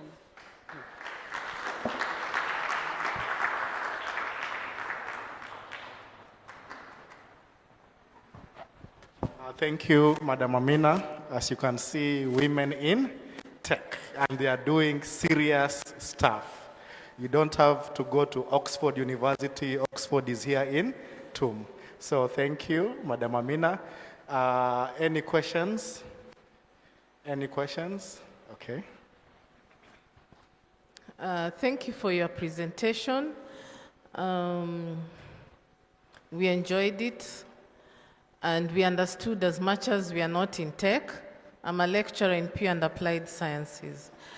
What I was wondering is, from your presentation, you keep saying, we are going to do this, we are going to do this. But your slides have a past tense like, this was achieved, 94%, this. So I'm not sure if the work has been done or what you're planning to do. Is it something you're planning to do or you've done it already? Or you have? So if you're halfway, I would like you to, it would be nice if you tried it like in actual schools, where you give maybe basic schools. You know, in Kenya, students really suffer in schools at the hands of teachers. Like you said, unaandika kama miguu ya kuku and whatnot. So maybe you can have a forum with the teachers who teach early childhood education or whatnot, and then you give them to try it. Then you see there is... Yes, you get ethical review, but it's nice to do something that actually works and has been tried. There's a gentleman who said you fulfill a need for your business to work, yeah? So you have to fulfill the need. It's not just doing it on paper and presenting it nicely in TUM. Your results or your research should be backed up with, it was tried at St. Augustine School, it was tried at Hamis High School, it was tried at Ganjoni Primary, and these were the results. It worked. The teachers said it helped them. Yeah, I think that would be better. Okay.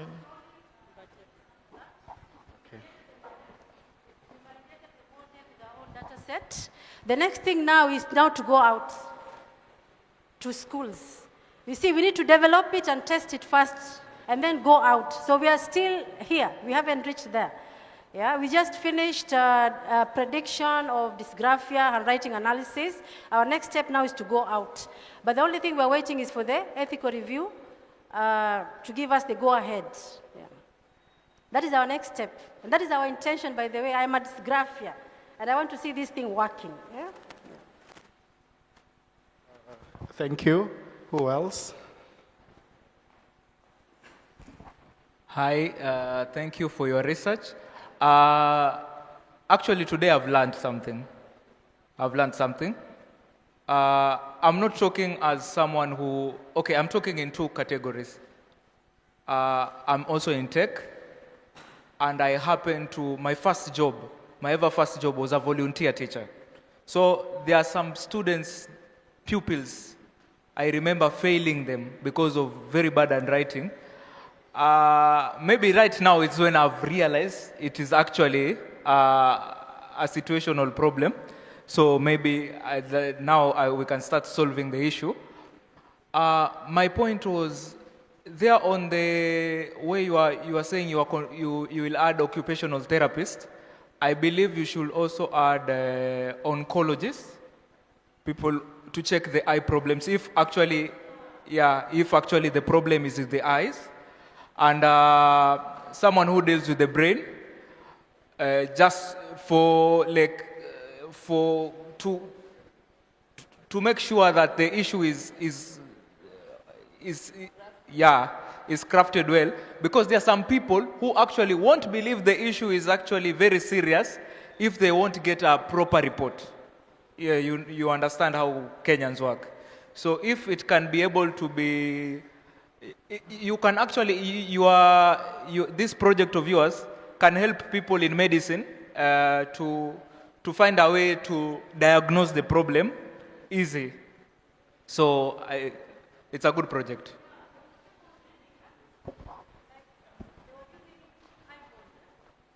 To diagnose dysgraphia, it is the latest paper that I've seen. All right, that's a good point. I think we are going to include whatever you just suggested. We want something done thoroughly. Yeah. It's a serious thing, believe me. Yes, yes. Okay, thank you. We move to JT. Thank you very much, Madam. I'm happy you've done something on dyslexia and dysgraphia. Now, I would like, if it's possible, because we teach kids in Moroto, we have a book club there, and our group is called Sparkling Minds. We go there, we have early childhood mothers, we have children with disabilities, we have children with learning disabilities. And every Saturday, we go there and work with them. And you get others are really struggling. You teach them something today. Tomorrow, everything is dancing on the paper, and they are not able to read. They write upside down. So maybe with your program, I'm humbly requesting, if you can join us there and come and help us, or we use it as a tool to be able to help these kids. Because the ones who are not able to read, and they don't have these problems. We are getting reports from their school, they've improved reading, they've improved their writing, they bring us the reports, they are doing much better. Now I'm looking at this, I know doctors have something that they can detect ADHD, students, children who have that, but in Kenya or most of the time we get the American version of it, but we never get the Kenyan version of it. I'm talking because I'm a mother who has a child who has dyslexia. And it's secondary dyslexia because of being involved in an accident, and that happened. But he's come of age, and we've struggled through it. I think he was the first child in Kenya to ever do KCSE exams using computer. Because I thought, I did what's on your talking, I'm like, this is something. So from there, we decided we'll be going out as a family, and we've gotten people who work with us, and that's when we started Sparkling Mind. And I know they have even enjoined with Technical University. I don't know if you were there last year's graduation. There were kids who were dancing. Those were kids from Moroto, whom we work with, whom we said if we expose them, maybe it will give them an opportunity to look forward to changing their lives. Because we all know what Moroto is. Okay, so every weekend we do reading, book club with them and all that, and I'm listening to you and I'm saying an opportunity, so that another mother cannot have the same problem we had, okay? Because my son was okay until when he was involved in an accident with the dad. When he came up, he couldn't talk for 1 year. When he started talking, he couldn't write. So when you go, you're told he has the secondary dyslexia and dysgraphia. But he's now of age, he struggles to do his things and everything. But if this tool can actually come to life, don't put it on the shelf, okay? Let it work, so somebody somewhere cannot go through the same situation we went through. Thank you very much. Thank you, Madam JT. That's a very good testimony, and we can see that AI is actually bridging the gap between real-life case study and the solution Madam Amina is bringing. You can respond to her. Okay, once the tool is ready, I'll let you know. I'm working with my supervisors, and we want to make sure that it works. Because I have dysgraphia, my son too. I remember I told you I'll bring my son's handwriting here, and you'll all run away from this hall. He's a law student, he can't write. Luckily, they're doing online exams. He can't write at all. His handwriting is miguu ya kuku. Now you can imagine. I didn't know. I'm like, sikujua. But now I realized that there's an issue here. I started researching on dysgraphia and learning disabilities. And that is why I decided to do this project. And hopefully I want to make it work, and I'll let you know once it's done. Eh? Thank you so much. Eh?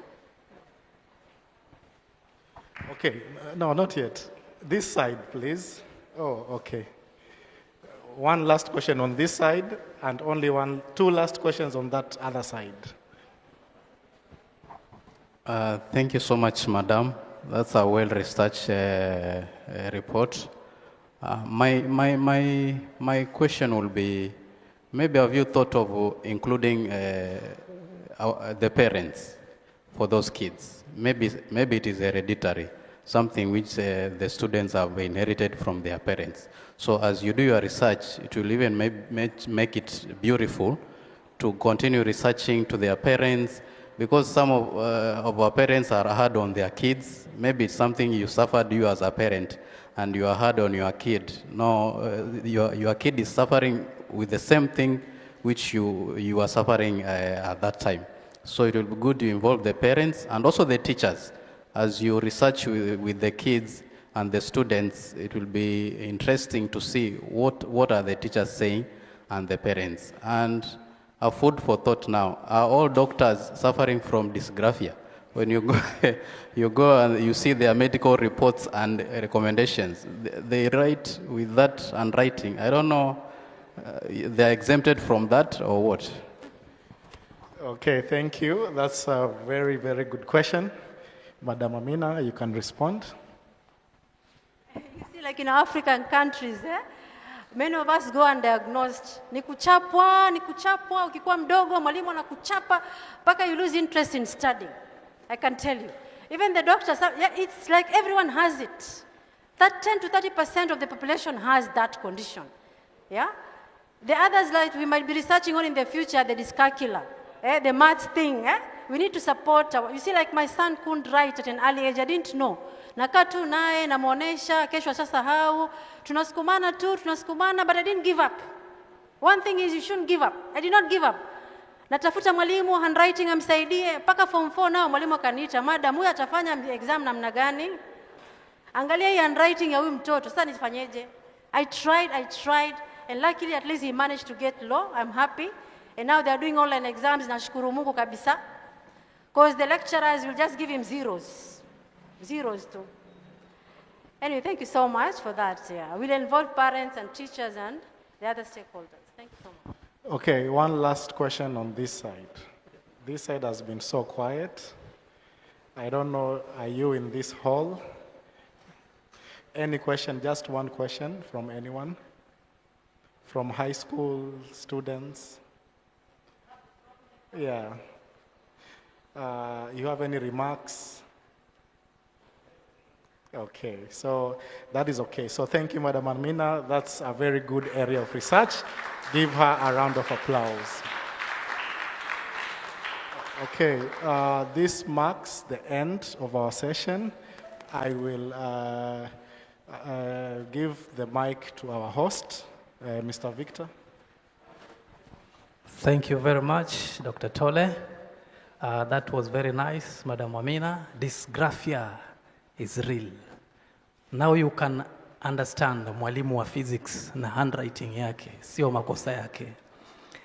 So next we are going to have a launch of the TUM Renewable Club mentorship, and then thereafter we are having a delegation from HELB. We are also going to hear from them. So I'm going to take this opportunity to welcome the officials for the TUM Renewable Mentorship Club so that they can take the stage.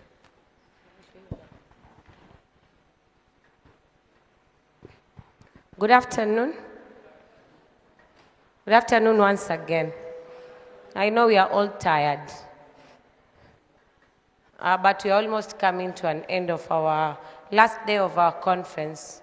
So I want to take this opportunity for us to introduce myself. My name is Bibi Mahmoud Juma from Electrical Department. Under the office in Technical University of Mombasa, we have the Directorate of TVET Institute, where we offer short courses, diploma and certificates. In that office, we are running a short course on solar PV grade test, that is T1 and T2. And it's open to candidates that have graduated either with a certificate, diploma, degree in either mechanical or electrical engineering. And it has been sponsored by GIZ and WTS Energy and TUM. So the fees is slightly lower, or it is slashed, since the sponsors pay some amount for you and you just top up a little amount, which is around 7,000. We are having, we are in the third cohort of our training. And in relation to that, we also have a Directorate of Research, REC, Renewable Energy Research Center in TUM. And we want to launch a renewable mentorship club. We all know that everybody in the country or worldwide is talking about climate change, climate issues. We should go green, and renewable energy sources is the way to go so that we can save ourselves from the climate issues that we are having in the world. So today we will be launching our renewable mentorship club under the Directorate of TVET Institute. So I'll take this opportunity to invite the Director TVET, Dr. Michael Derrick Odhiambo, to come and address us so that then we can launch the club.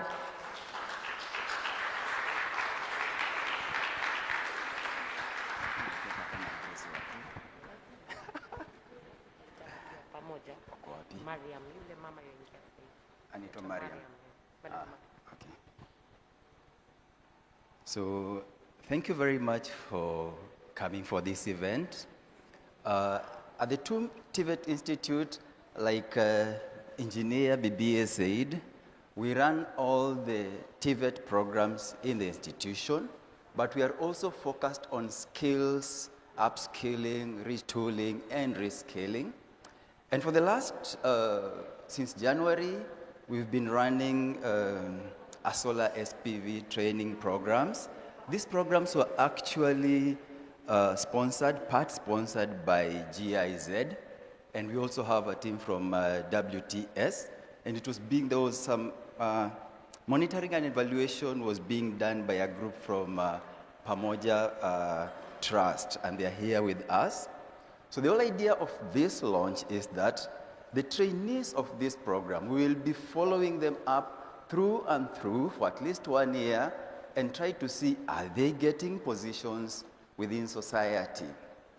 We will be running other programs. Apart from the solar programs, we are also having green hydrogen coming in soon, and we are also partnering with GIZ and the county government of Mombasa to do e-mobility. So very soon, you will start seeing electrical powered vehicles. And at TUM, we are at an advanced stage of setting up a skilling center for the e-mobility, electrical powered vehicles. So I take pride in our first 3 cohorts. Cohort 4 is actually starting next week on Tuesday. We'll be running 7 cohorts for this.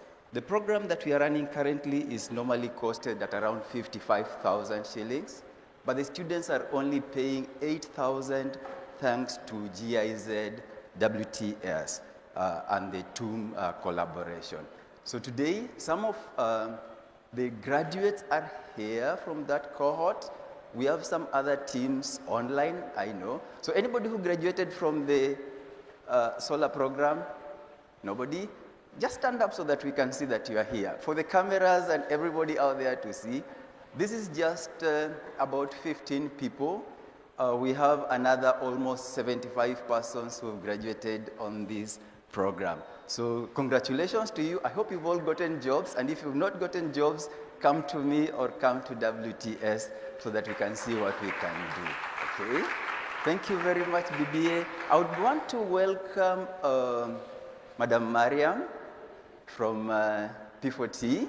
You bring a message from P4T, who are also our partners in this program. Kindly come and greet us and tell us what you have for us. So the program also has P4T as a partner. P4T is the one responsible for the monitoring and evaluation and making sure that we are doing the correct thing. Karibu sana. Good afternoon. Good afternoon again. My name is Maria Momboy. I work for Pamoja for Transformation. We are happy to be here, and I appreciate that you guys attended this. One thing I'd like to encourage more is that when we are doing the renewable energy, we normally like to encourage the ladies to do the renewable energy. Why? Because this is a male-dominated farm. So with Madam BBA, we normally encourage more ladies to come and do renewable energies, because by the end of the day, we are looking at opportunities, employment opportunities. And when we are looking at that, we are looking at you can be employed and you can still be self-employed. The reason to why we're doing this is because most of the time, the mindset is you will be employed at some point. And we want to change the mindset that anyone can be self-employed and you can be able to employ others too. So thank you for being able to host us, and we will work pamoja inshallah. Shukran.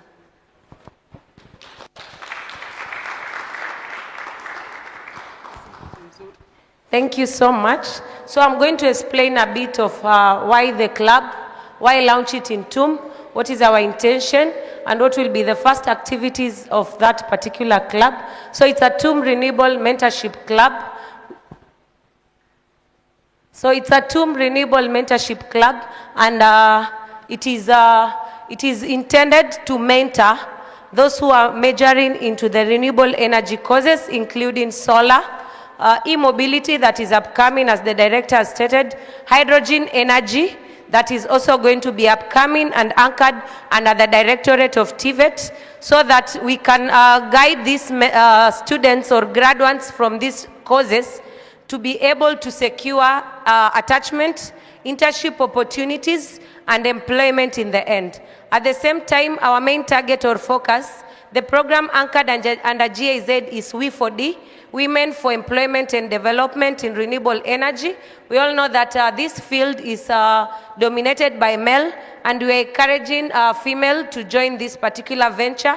So we'll have a mentorship to ensure that the ladies who are pursuing these courses, or the female gender, maintains in the course, completes, graduates, and also be able to survive in the industry, which is male-dominated. So our focus will be mainly to ensure that we assist them in terms of guidance to either be able to cooperate or cope with the biases that are happening in terms of gender in these particular fields.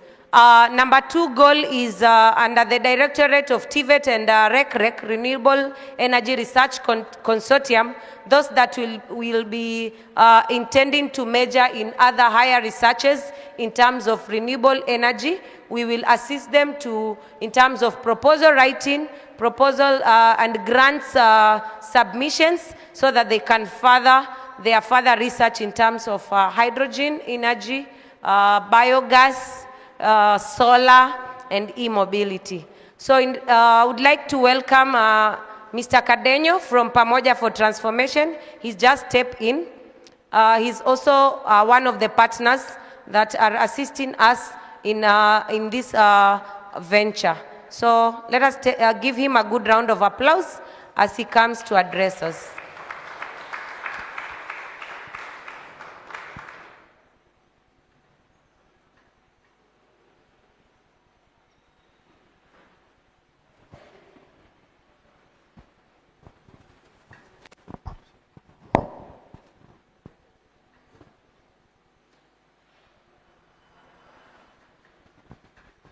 Good afternoon. Yeah, like Madam Bibi has indicated, my name is Cardenio Stephen. I work for an organization known as Pamoja for Transformation. This is an NGO that works in partnership with different organizations. And so in this particular context, we are partnering with the Technical University of Mombasa, delivering the renewable energy, supporting the renewable energy courses within the TVET department. One of our most current interest with this institution and the coastal region is to support young people, and biasedly so, female young people, to be able to uptake renewable energy courses.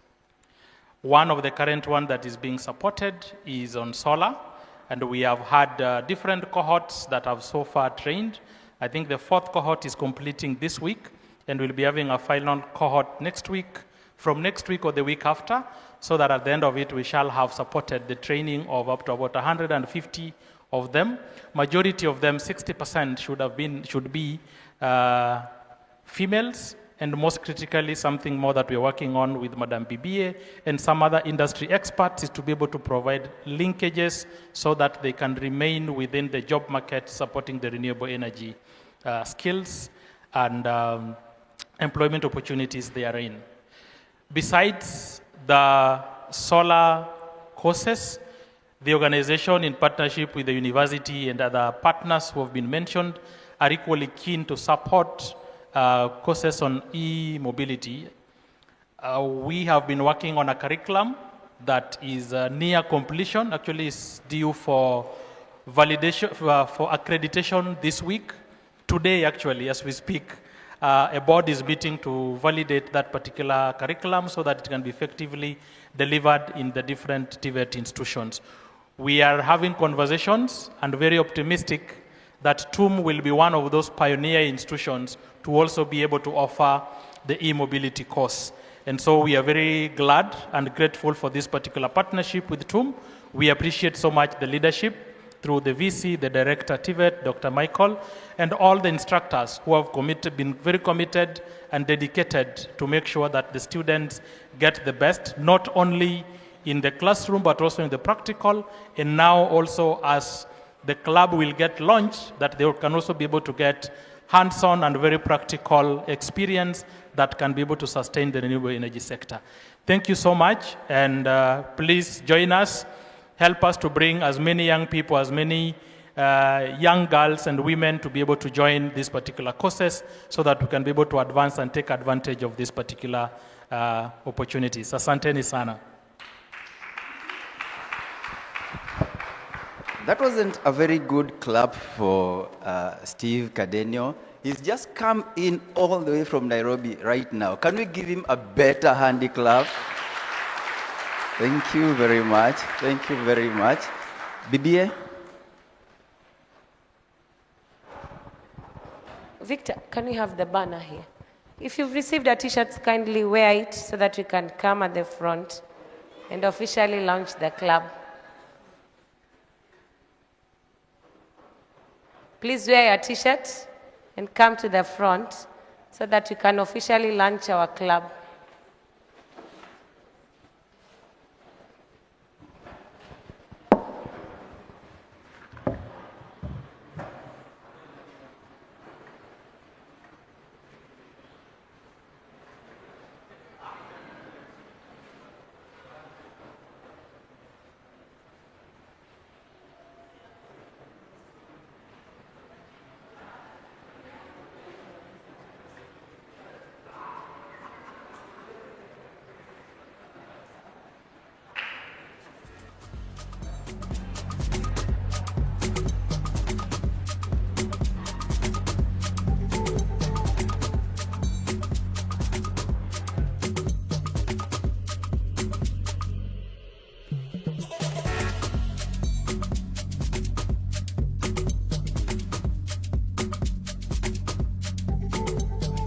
Come forward so that you can have a group photo.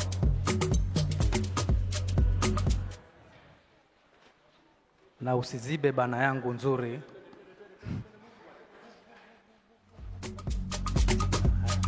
Okay, some come this side and then the rest on this side.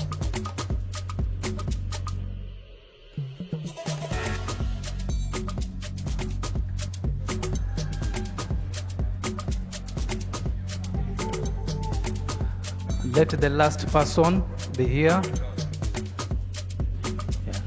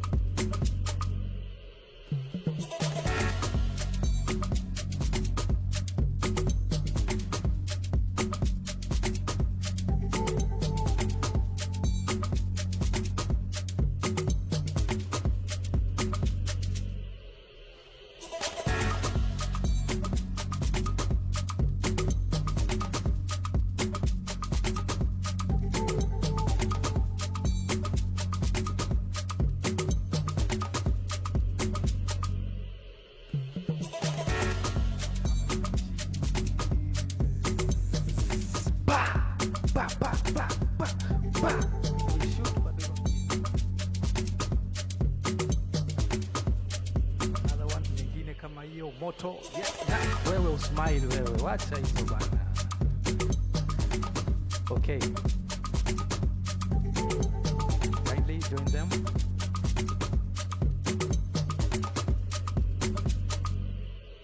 Next,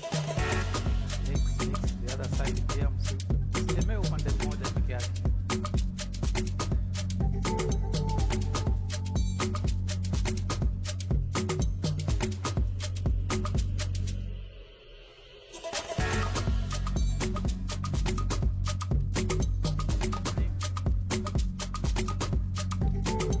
Smile, smile, smile jamani. Hey, my friend. Nani aliwatandika huku jamani?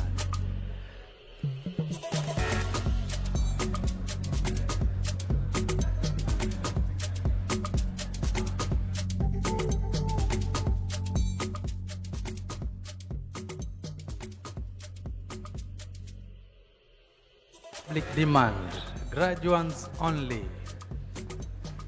Graduates only, and remember after this session we are having help in the house, so don't go. We recognize your presence.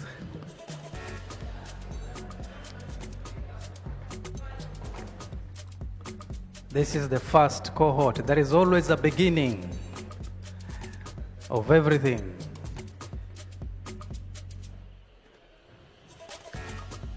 Thank you. Thank you. Please.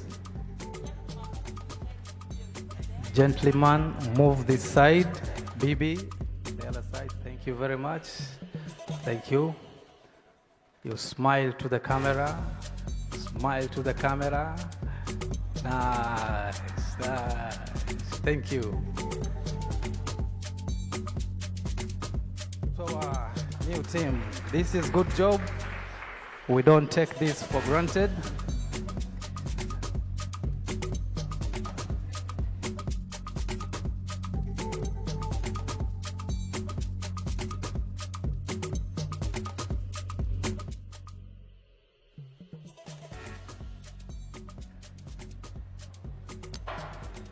So we are, before I call one of the students to give us a vote of thanks on behalf of the Renewable Mentorship Club, I would like to put to your attention the first activity of the club.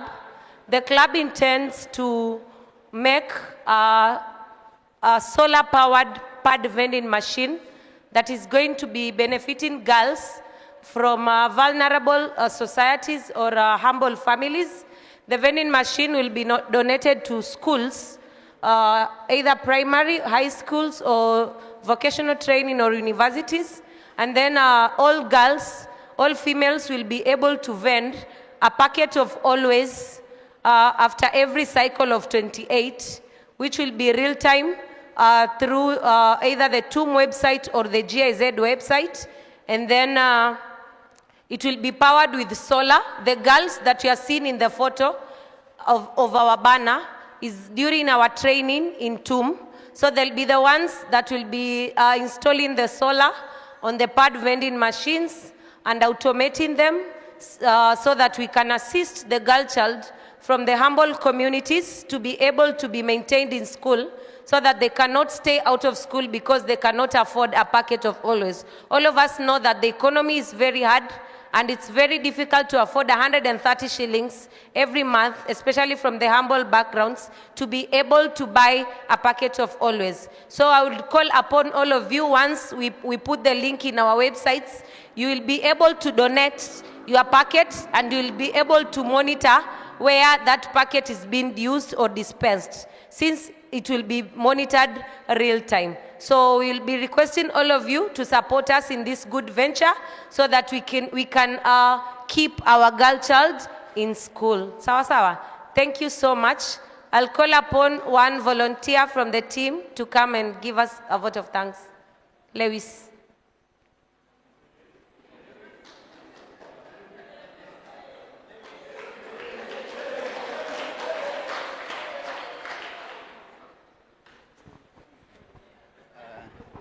It's interesting the choice of Lewis, because Lewis was in our cohort 1 and was the first person to be retained by ourselves to support cohort 2 and 3. So Lewis, vote of thanks.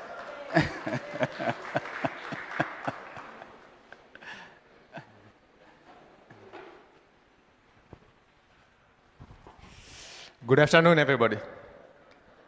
Yeah, as you've heard, my name is Lewis. I was part of cohort 1.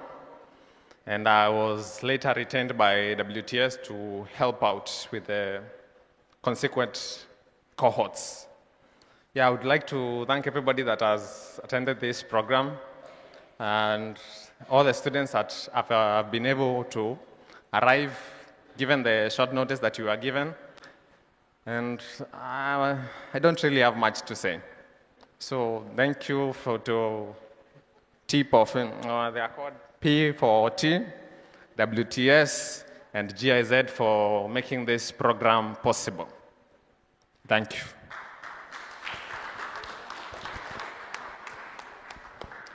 Thank you very much, the whole team, Daktari and your team for TVET.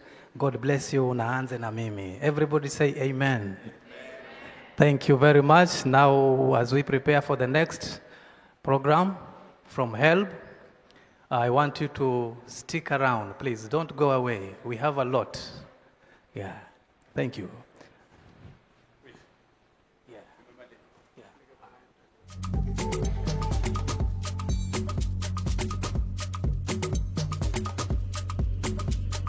afternoon, ladies and gentlemen. I will ask the staff to leave and those who've come from outside so that we can have, there's a session that is going to be here about health, the dean. Everybody's welcome, even the staff. Oh, but we want to go to break into our afternoon. Yes, for another activity. You can listen for 10 minutes. Okay. Since you've been welcome to listen, we shall listen. We never refuse to listen, isn't it? We can learn something new when we are listening. We can be able to spread the word after that so that we are informed. We are in a better place to inform those who are applying next year in September for the help. So kindly just remain seated. When lunchtime reaches, those who are in the team with us in the morning, we can break for our lunch, and then we can come back in the afternoon and join them, okay? Thank you very much. And thank you. Now I have a t-shirt for my son. I'll be telling him about renewable energy and the cohort that is in TUM. I have learned something. And I know now the gentleman, when I see him walking around, I'll be telling him, Mr. Solar, I need solar in my village. Thank you. So good afternoon. The reason I've said even the staff, even our stakeholders can remain, this is an issue that is affecting all of us. It's good as a parent, as a student, you need to be aware what you need to do, especially when it comes to appeals, yeah, for scholarship and the loans. Okay, so Dean, let me hand over to you, initiate the process.